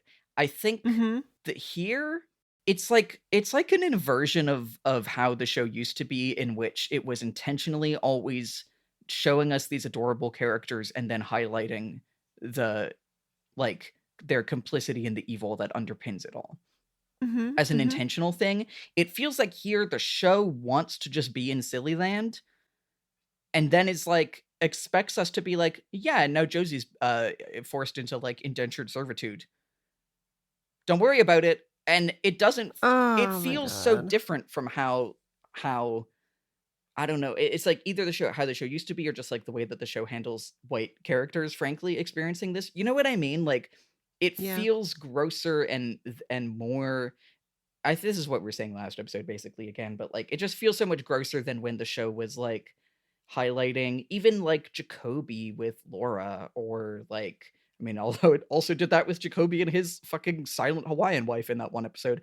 But you know, Oh like, my god, yeah. I don't know. I think it is just like, if we're in silly land, it throws a cog into the wrench of the idea of being in silly land, to also be like, yeah, and Pete is okay with Josie being forced into indentured servitude now. And also, wasn't it like Yeah. a couple episodes ago that you pointed out Pete having his whole like, and I did love Josie, right? When they were like looking out at the birds or whatever, and it was like echoing the way Ben was like, oh, I loved Laura, you know, like for Pete, Did you kill her? I loved her. Yeah. yeah, you know, like I remember you shouting that out, and like for Pete to be a character who allegedly was like, "Oh yeah, and I did love Josie in my way," to now, sure, he loves his evil wife and she's back, but like to just be like, at most he does show qualms, but still be like, "Yeah, now she has to be my maid." It's just gross, and it sucks the fun It's out of terrible. Pete the character. And again, I know so much of Twin Peaks has been like introducing like silly Jerry Horn to us and then sucking the fun out of it intentionally, but it just feels grosser and less intentional here, you know? No, I hear you. I hear you. I think I do see a bit of a parallel with something we'll see in a few scenes at the police station. Go for it. Tell us about it now, because I'm curious. It's a good few scenes away. Sure. It'll come back soon. All right, well, yeah, I don't know. This one could be fun. It still feels gross. I'm ready to move on, I think. Man. Yeah, sure. Okay, so next one. Oh my goodness, this is such a scene. There's All okay. time. Yeah, so we start where we get this fun, like super close up of Dale's mouth as he's talking to Diane, and he's like, "Oh, I just put my response to Earl's chess moves. It was printed in the newspaper," which again was like pawn to Q4, which again does not exist on the chessboard. But he's like, "Oh, actually, Earl's response came a day earlier. Oh my god, he predicted my move perfectly. Fuck." Which is kind of as much as we get about that little bit. The Wyndham Earl thing, yeah. Yeah, because then Audrey walks in. And Audrey has the photos that she just saw Bobby give to her dad. She has got them because she figures that this might help Dale. And what do you know? It does. It does. It's Hank and is his name Irving? The professor. The you know, professor. his Irv the Professor Johnson. Yeah. It was Niles. I don't remember his first name. Anyway. It doesn't. Yeah. Whatever. And Jean Renault and the Mountie doing their cocaine deal at Dead Dog Farm. Which is a very funny, like, we've set up this whole thing of like, oh my god, is Dale gonna be kicked out of the FBI? And then Audrey's just like, got it. And yeah. But again, I do like that Audrey is doing things again and is like being an actor, an agent in the plot is very fun. Yeah, because previously we had sort of seen her punished for having those ambitions. Like Yeah. when she tried to figure out the One-Eyed Jack stuff, it just like totally traumatized and like disempowered her character. This is great. She's helping out. She's a top tier schemer, and I think the show should be about Audrey. Yes, absolutely. Okay, this is when the scene really gets crazy. So Let's fucking go. Denise shows up. I just wrote queen because she really shows up in the doorway doing a real pose. Audrey has, and I put the screenshots of this in our show notes. Audrey's reaction is, I don't think, heterosexual. I'm gonna say it. And so she is like astonished. I think you could read this as like, wait, is this lady trans? But I think it's also, she is like, oh my God, they have women agents? To which Denise says more or less, which is, again, there are so many lines that are like, if I think about, male writer's room of Twin Peaks, putting it, I'm like, I don't know about that. But when I think about a trans woman saying it, I'm like, queen, that's so fucking funny. You know what I mean? Oh my God, definitely. I feel like Audrey's reaction is a few things. Yeah. Like, I think it's partially like, oh my God, this woman is so tall. Yes. Like, I just have to marvel. Yeah. Partially it's, oh, there's a woman coming into Dale's room. So she's like jealous, right? Yes, she feels she a little does possessive. have a like, hold on, that's my man. And she kisses Dale on the way out, which is kind of crazy. And then they just kind of brush past Crazy. that. And then like, yeah, Dale and Denise basically talk over the evidence that we were just given. And she's like, oh, we'll do something about it. And then Denise says, can we talk about something more important? Exactly how old is that girl? God. And then an insane exchange.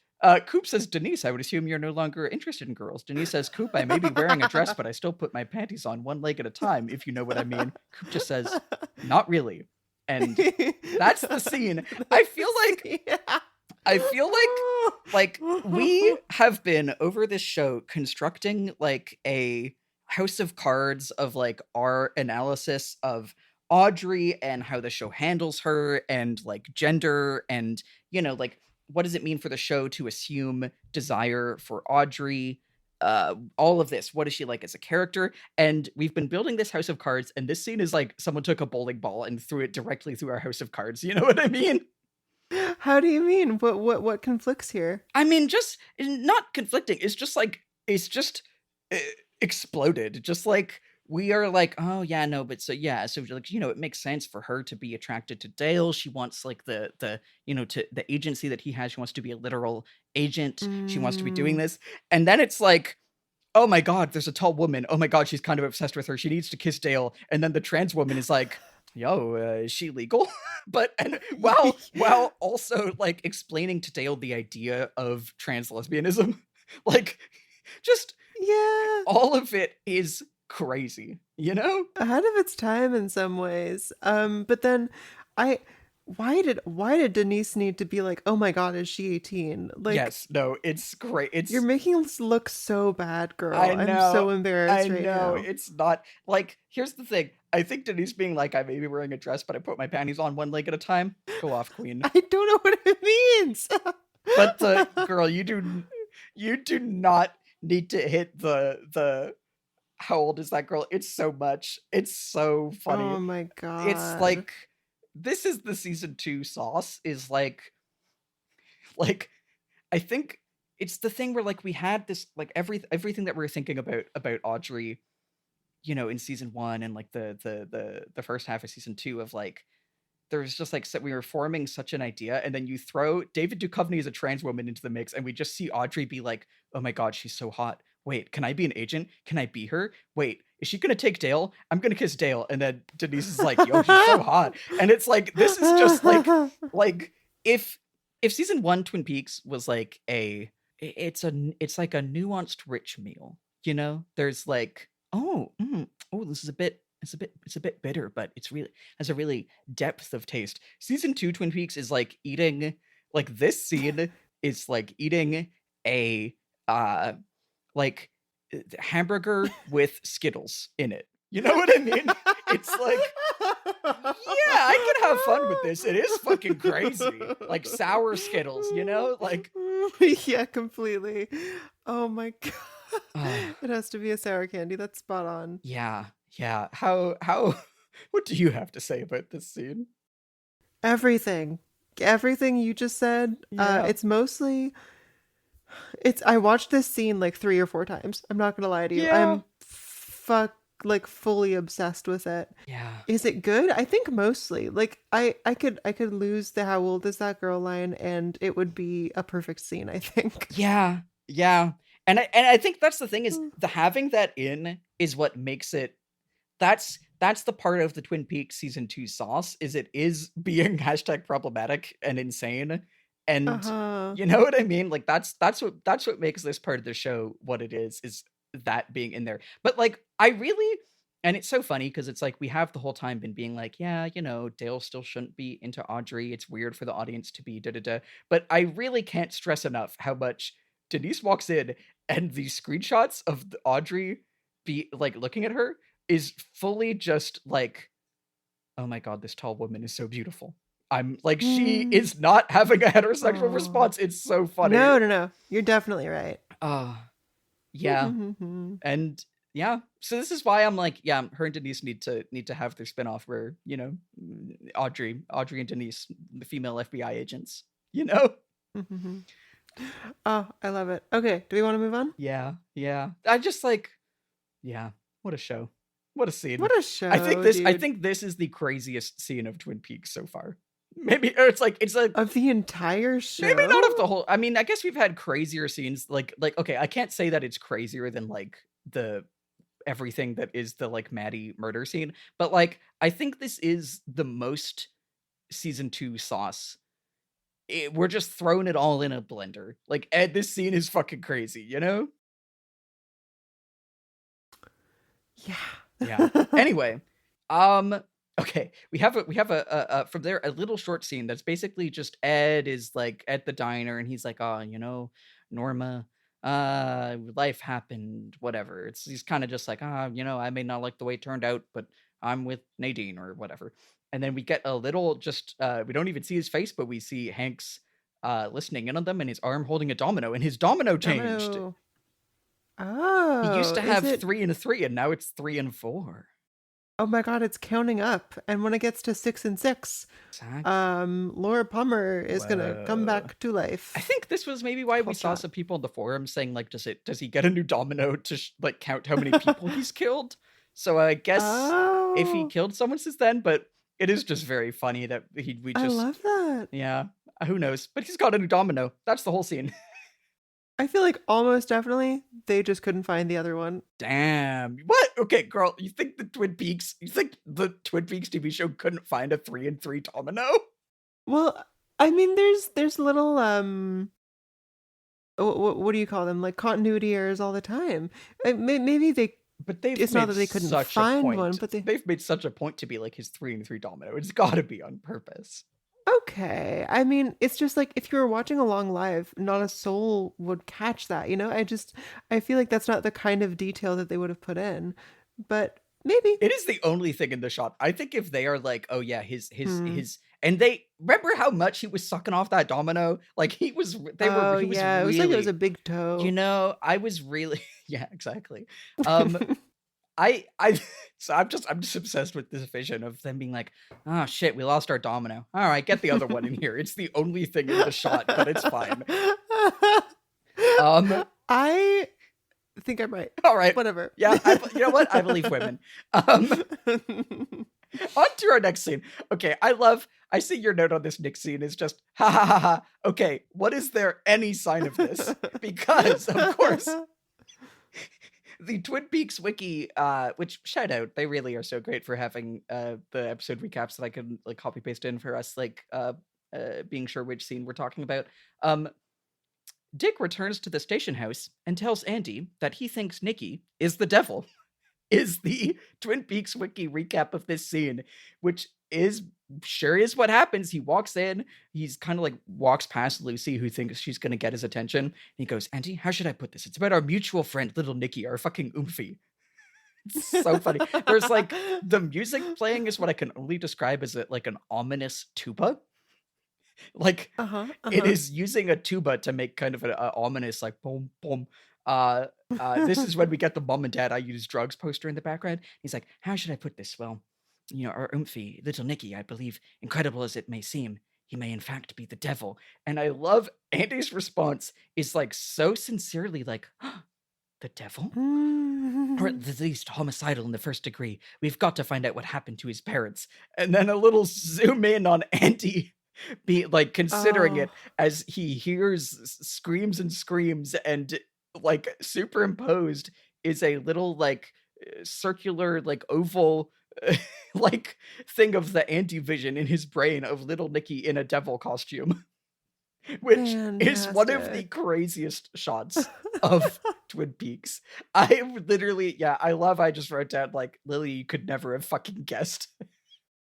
Damn, but I did. I kind of Yeah, did. you kind of did, but I just love your like, what is there any side of this? Do you have anything to say about this scene?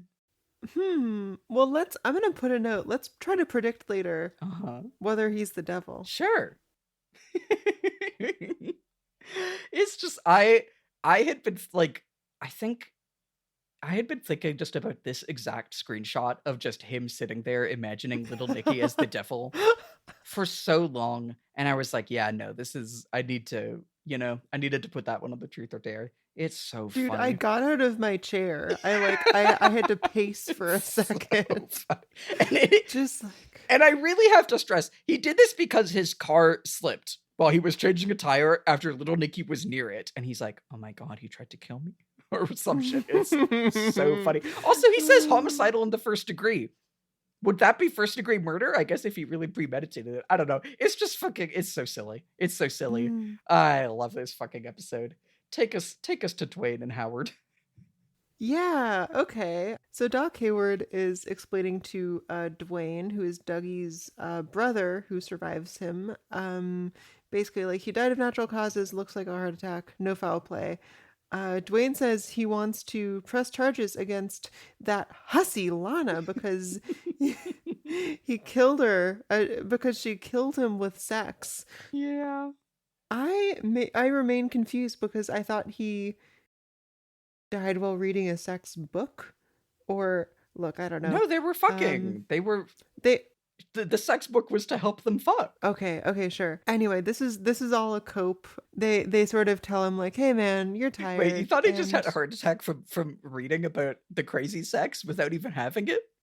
This was my initial impression because the first thing we see is Andy reading the book. I realized there was probably sex at some point, but Go off, Queen. Yeah, I mean, that's the little beginning part of the scene. And then, Dwayne doesn't really relent. He says, like, he wants to sue her. She can't get any of the inheritance, whatever. Hawk tries to comfort her out in the hallway, right? And, yeah, he says he wants a bottle of Irish to put in some warm milk for the widow Milford. Oh, yeah. Oh, yes. Okay, this is the part that I wanted to call out earlier. All of the men in the building just sort of stand in a line, and they look solemnly and like with some admiration, and then a couple of them start reciting a poem. Yeah, it's from fucking Romeo and Juliet. Oh, okay, shit, yeah. She meanwhile is just like passively leaning in the background, sort of not super in it. It feels a little bit like the vision of the white horse in Lonely Souls. If you remember that, like Sarah Palmer, I believe, is like stuck on the ground or on the stairs, and she looks up and sees this because it's something that is like beautiful and symbolic, but like useless and not what was needed. It doesn't actually do anything for her. Also, it's fucking crazy. I feel like you're burying the lead about how bizarre it is. Yeah, no, it's weird for sure. They just kind of gather around her and are like, oh, she's so hot. And then Dick Tremayne starts reciting Romeo and Juliet. Like, here's what's happened. Like, a couple of them do. Yeah, no, Dick starts, and then they all, like, the transcript just says Dick starts, and then it just says group finishes it.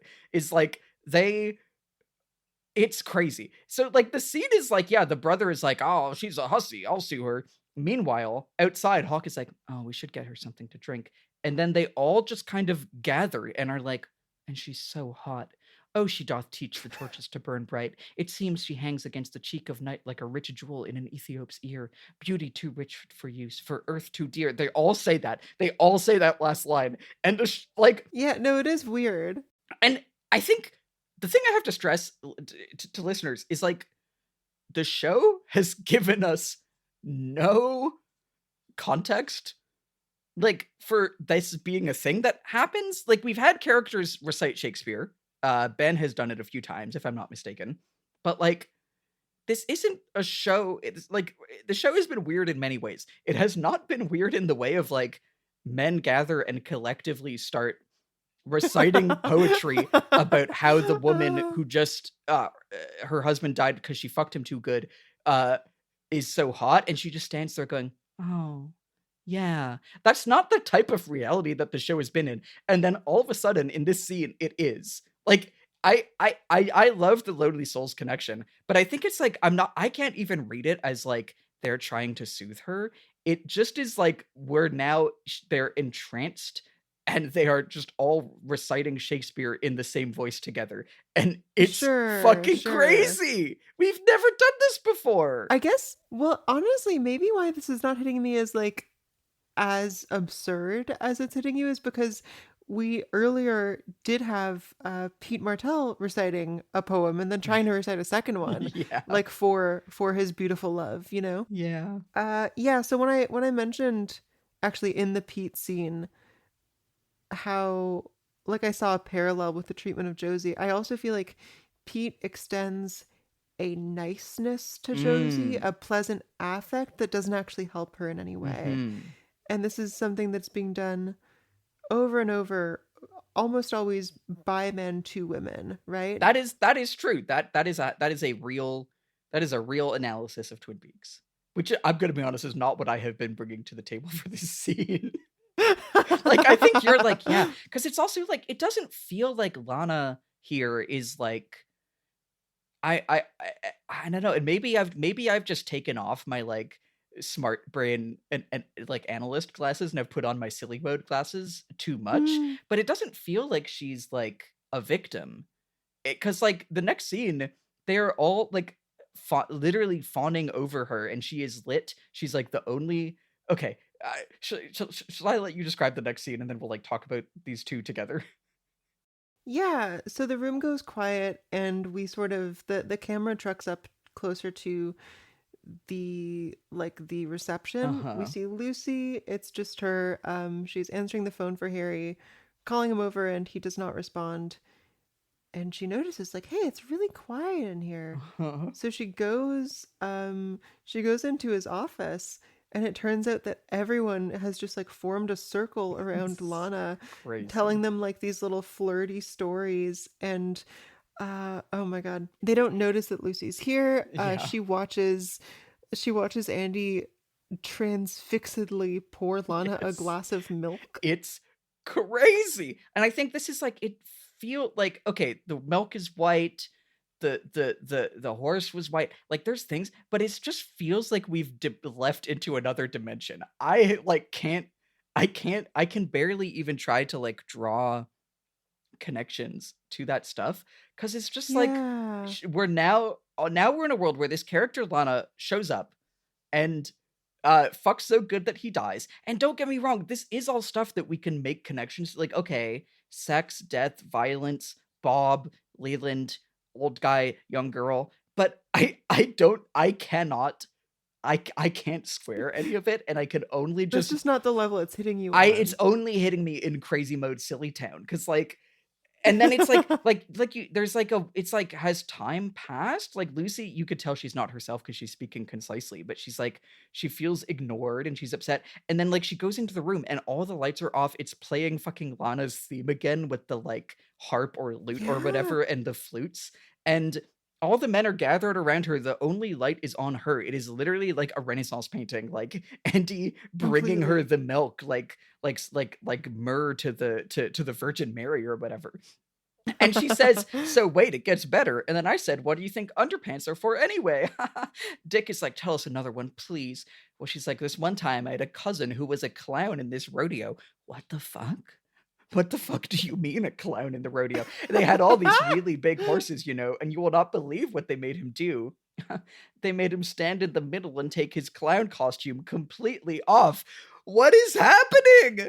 Why are we in this, like, we're in a, like, fetish scene where the clown That's what it of the is. rodeo has to stand in the middle of all these big horses and take his clown costume off.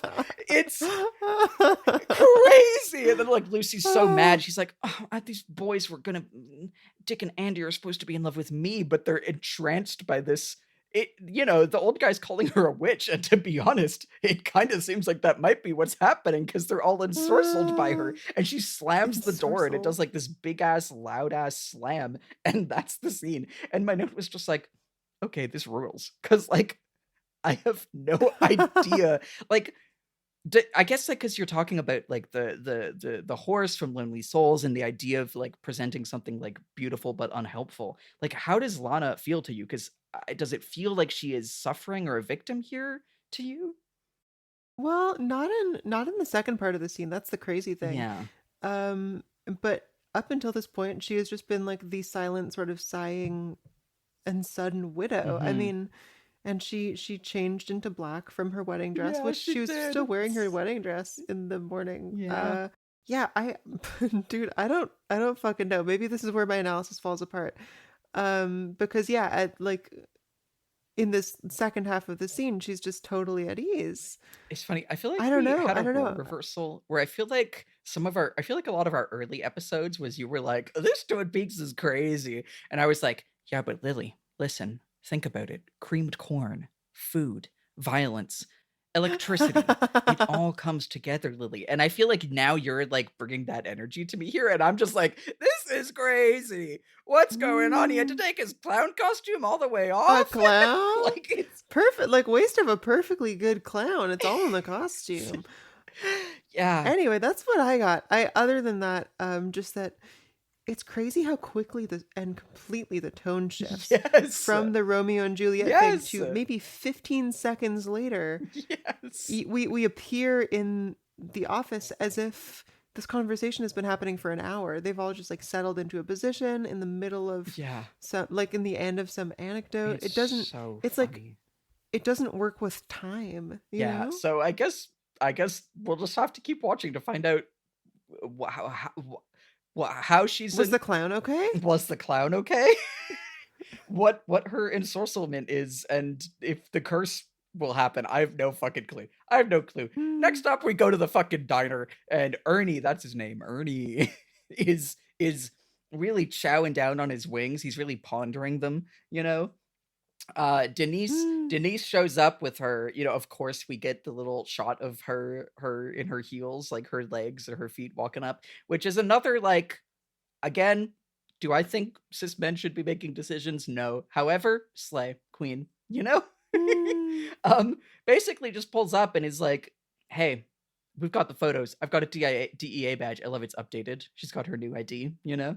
Good for her. And she's like, I love to, like, she's in the middle of basically saying like, hey, I'll put you in jail forever. And like takes out her little makeup mirror and she's like, ugh, and it like fixes her lipstick. Queen. Slay.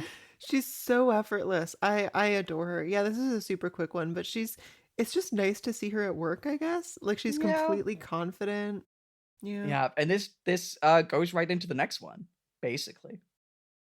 Yeah, which is first of all crazy thunderstorm drowning out all the dialogue. Yeah. That's probably nothing. Ernie is saying to Cooper and Denise, who like I don't even really feel that Cooper should be here if this is like his investigation of You know, him. that's a good point. But yeah.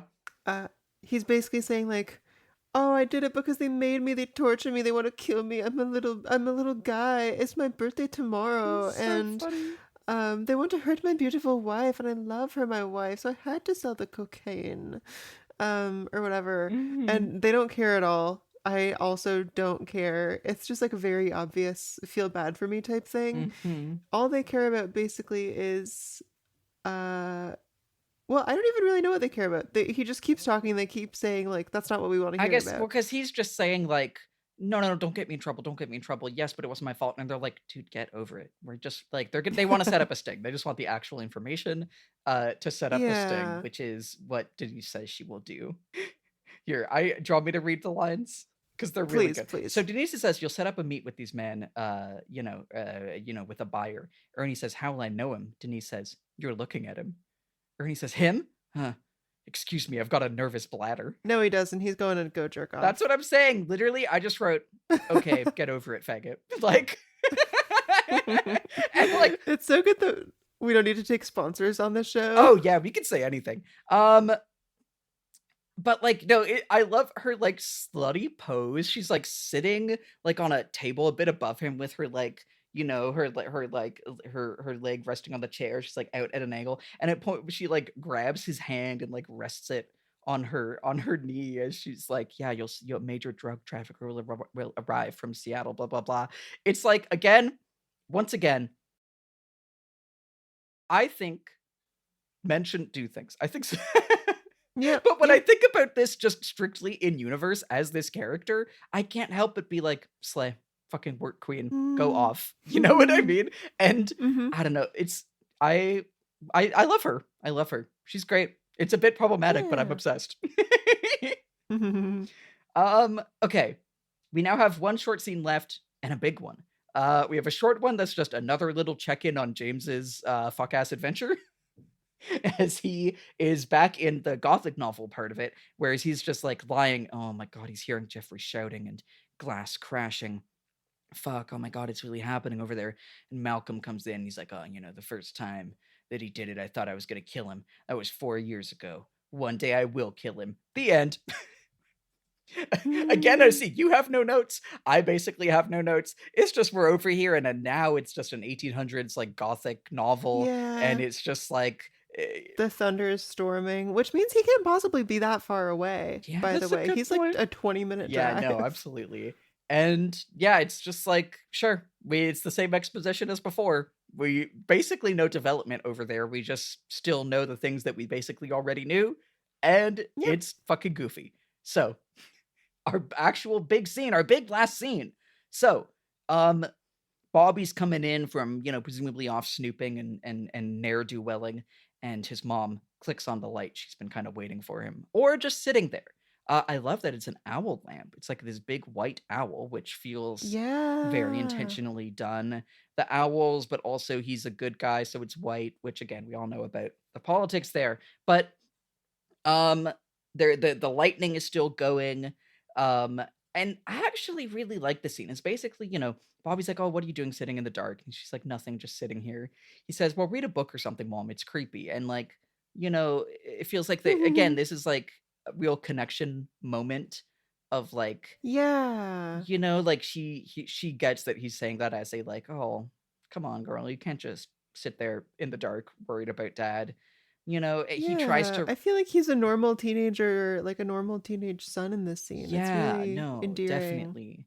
Like he like tries to reassure her about his dad. He's like, oh, he'll be back. It's just the top secret jazz. And she's like, I'm not so sure. And he gets out his cigarette and he starts telling her about that amazing Bobby scene from way back he says, I was at the Double R a couple of weeks ago. Dad and we had this talk about this dream he had. It was a big house, I was there too, living a life of deep harmony and joy. And there was stuff about my future, good stuff, kind of nuts, but I think it was cool. She says, your father is an extraordinary human being. And I don't know, I think this is like another one. She says like, sometimes when I'm sleeping, he runs his fingers through my hair and he thinks I don't notice that. It's kind of great. I think like there have been other moments where the show, like since David Lynch left, has felt like it hasn't been able to hit the like real and deep emotionality that like season 1 does, but this really works. And I gotta say, Bobby actor really fucking sells it. What's his name again? I always forget. Dana Ashbrook he really does such a good job at having his big wet eyes when it's time for it, and right on time, the lights go out, thunder flash, and oh my god, he's there. It's Garland Briggs in his pilot hat, his aviator hat, his like World War II aviator outfit. He's like, how long have I been gone? 2 days. Oh, strange. It seemed much shorter. And says, Bobby, put out that cigarette and make me a strong cocktail. The wife asks him, is everything all right? And he says, no, not exactly. And that's the end. That's the episode. We cut to like the closing credits over this like shot of clouds with lightning. Like kind of like, again, kind of like folds of a brain. I don't know. I really like this scene. I like. Me too. I my other notes are like, oh, it's funny. You really can tell that Dana Ashbrook has aged in the way that like actors that are playing a teenager, do. Yeah, he looks like a grown-up. My other note was just as soon as he reappeared, I just wrote, this is going to ruin the tour, Lily's idea for how will Garland get to space segment. Damn. Yeah, now I'm back to having no idea, basically. Especially if we don't even know what's going on in outer space now. Anyway, I thought, okay, it feels like a pretty straightforward read is that the thunderstorm was either caused by him coming back or was the occasion on which he could return or something. Electricity, lightning, yeah. But also, I feel like there's also a read that Bobby like sharing that story about his dad's vision could have done it. No, I think so. And I think like I feel like there's definitely something about like this is the first time I feel like since his dad disappeared that we've seen Bobby not in shithead schemer mode, basically. Like that's the thing. We didn't see him worried at all about his missing father. Well, and he's getting real, Like I think Bobby is being vulnerable for a moment here with his mom and like letting connection happen, and his shithead schemer mode is I think a lot of like it's an armor that he builds up, right? And I think that I definitely buy that. Like I buy both of those. I think the thunderstorm is a part of it, and I feel like his letting himself open up emotionally and like vulnerably in this moment is definitely part of what brings him back too. That's very nice. Yeah. Go Bobby. Go Bobby. Do you have other notes on like this scene in particular?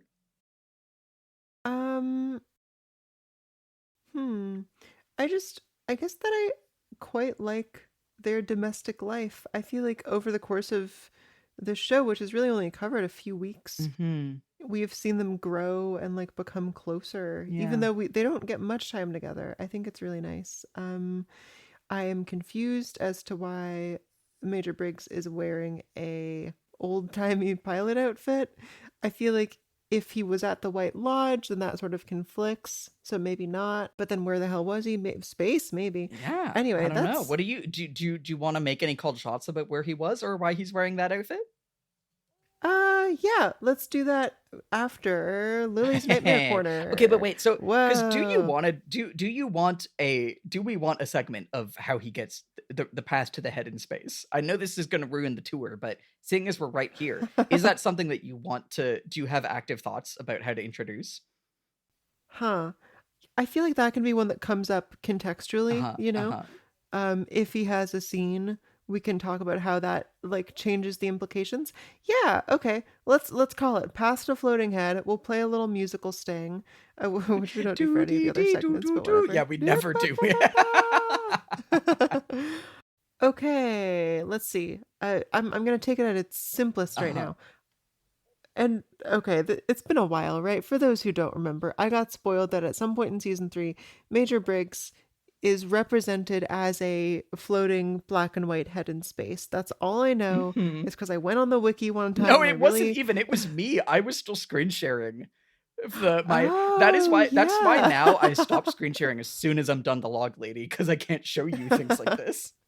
You were just pondering his orb, huh? Yeah. You were just looking at his bald head. Exactly. Okay, so yeah, I wanna speculate as to how we get from here to there. Headspace head. Headspace head, yeah. I'm gonna say that when he goes wherever he just went, which is somewhere out in the cosmos, I don't know if it's a physical place or not. That version of him knows how to communicate with the military sort of satellite system. I would not be surprised if he were to become trapped in that place in the future. Uh-huh. Do you think And he sent the Cooper message like back in time? Is that what you're getting at? no, not necessarily. I think other things can also send signals, Yeah. but I think at season 3 he will be trapped in this wherever he went. Uh-huh. Let's say it's the White Uh-huh. Lodge, and he can send signals back through the military transmission system. Yeah. Okay, so when he goes into the cosmos, the version of him, only the version of him in the cosmos, knows how to communicate with the military satellite system. He becomes trapped there, and it is the White Lodge, by the way, and can send signals back. Smiley face. So do you think he's gonna go back there voluntarily to like be able to send signals, or what? No, I think whatever took him this time will take him again, probably. All right. He's Maybe permanently. Maybe he will only live there at some I point. do kind of love this vision in which he disappears, comes back like 2 episodes later, and then is like, no, he is going to get taken again.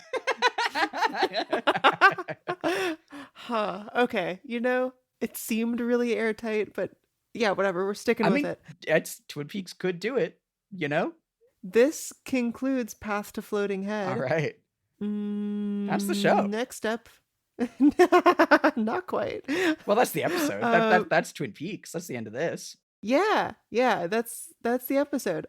Banger, as we've said. Yeah. All like such a good mid-season low stakes episode. Okay, Lily's Nightmare Corner. Will you share with me your nightmares or dreams? I kind of don't have much to report. I feel like I have not been paying as much attention to my dreams the past few weeks, but we'll get back on it. But I think you have some, right? Yeah, this is at this point weeks ago, so it's like a little fuzzy. Uh-huh. But I had a dream of something that would take place in The Return. Ooh. So you know how these first couple seasons are based on the soap opera format, and they often feature actual soap operas like on a television happening. My prediction through dream is that with season 3, the defining sort of TV format has shifted away from the soap opera and towards the 24-hour news channel. Whoa. Okay. Hey, wait, was this a dream that you had that this was the case? Yeah, no, I had a dream that was Twin Peaks The Return was just delivered as if a like Fox News or whatever. Oh my God. Giving obviously like false and unhelpful information. I don't remember which character was the newscaster, some older man, it might have been Harry. Oh my God. Wait, hold on. Which older character do you think could become a Fox News type guy? Because there's could be Harry, we got Pete, we got Jacoby, we got like Donna's dad, Ben. Do you have if you were to guess that any one character were to become a like Fox News type like new personality, do you have any guesses? I mean, Dr. Jacoby is a pretty good like recurring panelist, I can imagine. Yeah. But it's gotta be Ben, right? Failed businessman, full of resentments, hates women. It's gotta be Ben. Yeah, I don't remember the specifics of this dream in any more detail than that, but it felt like I got an interesting idea. Twin Peaks The Return as being a 24-hour news show it would be really, really high concept. That would be delightful. Or at least more informed by what people are preoccupied with what they hear in the media more so than like the things that are the dramas of their personal lives, News. Hashtag fake news. Wow, I love that. That's a great Twin Peaks dream. Hell yeah. It was a good one, eh? Yeah, thank you. Okay, next up is our ongoing 2 truths and a lie, one of which has been eliminated. So yeah. It was okay. Auntie and Dick Tremayne become convinced that Little Nicky is the devil from the Bible was true. Let's go. Are there 2 contenders? Are Bobby Briggs finds redemption coaching Nadine on how to be the best high school football player in Twin Peaks high school history, and Leo Johnson enters a non-consensual S&M relationship with Wyndham Earl. You're saying that Bobby Briggs' coach is the lie. Are you sticking with that for now? Man, I'm surprised that's the one that I said was a lie, but I can kind of see it considering she seems all in on wrestling and Bobby still hasn't like set foot in school. So even though I'm utterly unconvinced that we ever see Wyndham Earl in the flesh, I'm going to stick with the current guess. All right. So that one's a lie. So that means that viewers can or listeners can look forward to seeing Leo Johnson enter a non-consensual and S&M relationship with Wyndham Earl, because that, as far as we can It's say gonna right happen. now, is true. Speaking of, I remember last episode was like, I feel it was like didn't have that much going on, and you were really stumped about like what to predict for next time, which I think shows itself. Our A plot was Wyndham Earl, dastard that he is, introduces checkers pieces. The checkers pieces are bombs, and Dale is left to deduce how to win at this crazy new game. Meanwhile, Donna remains concerned about Ed's well-being and wants to be there for Ed. She talks to Ed and is like, I'm worried that Nadine's going to have an affair, and Ed has a restrained but big feelings and ultimately doesn't do anything. I fucking get it though, don't I? Yeah. So what That's happens great. next time on Twin Peaks? I see you've written devil, ?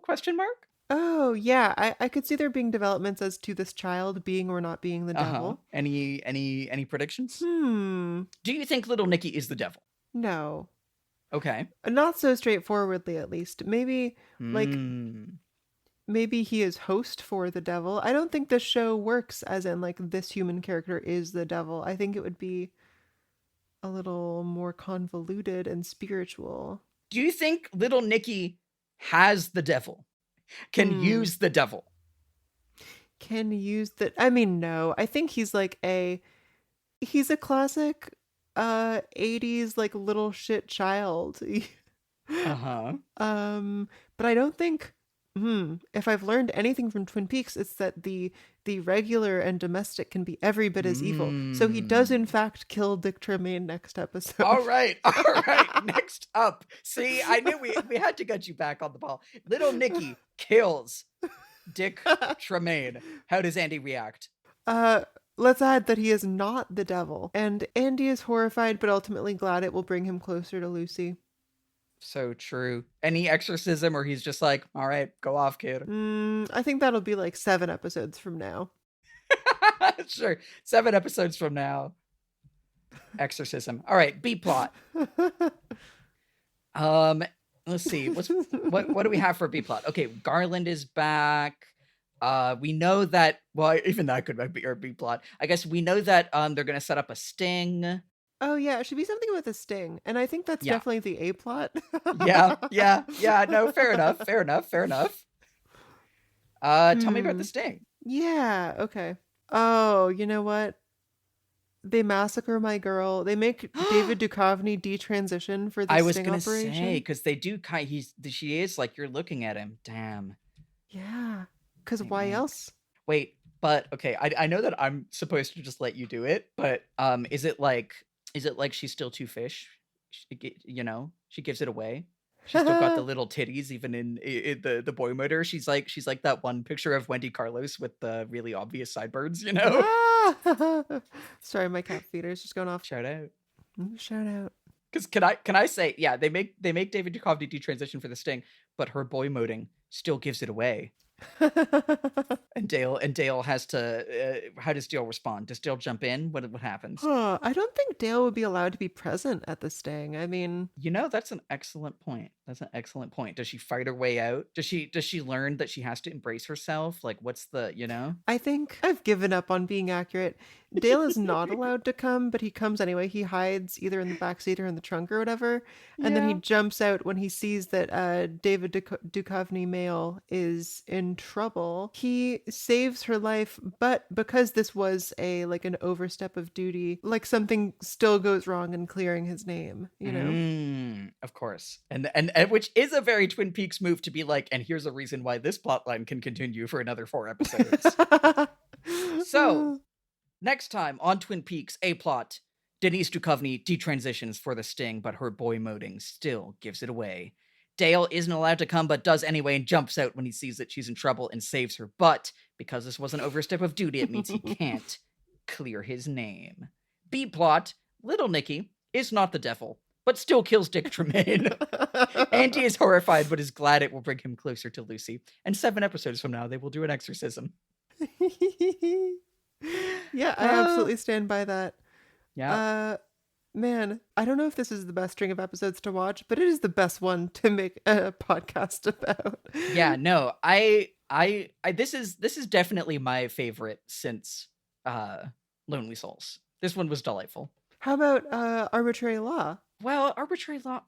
I think arbitrary law might be better, but I think I like this one more. I think this is just the most condensed, like, season 2 sauce that we have seen, and it's fucking crazy. Yeah. Like, this is just in this episode alone, we have Nadine. Nadine is allowed to be a trans woman in sports. It almost kills him. We have Audrey, like, going, holy shit, a tall woman, and like all of the messy shit in that scene. We have Andy imagining Little Nicky as the devil and getting the like Andy Braino vision. And then we have the end of Garland coming back and it actually kind of hitting a real emotional beat. Yeah, absolutely. This episode is dense. It is truly a hamburger stuffed with sour Skittles. You know? And I love it. Fuck yes. Oh, I cannot wait for the next one, my friend. All right. Alrighty. Well, thanks for listening to the show. Bye. Bye.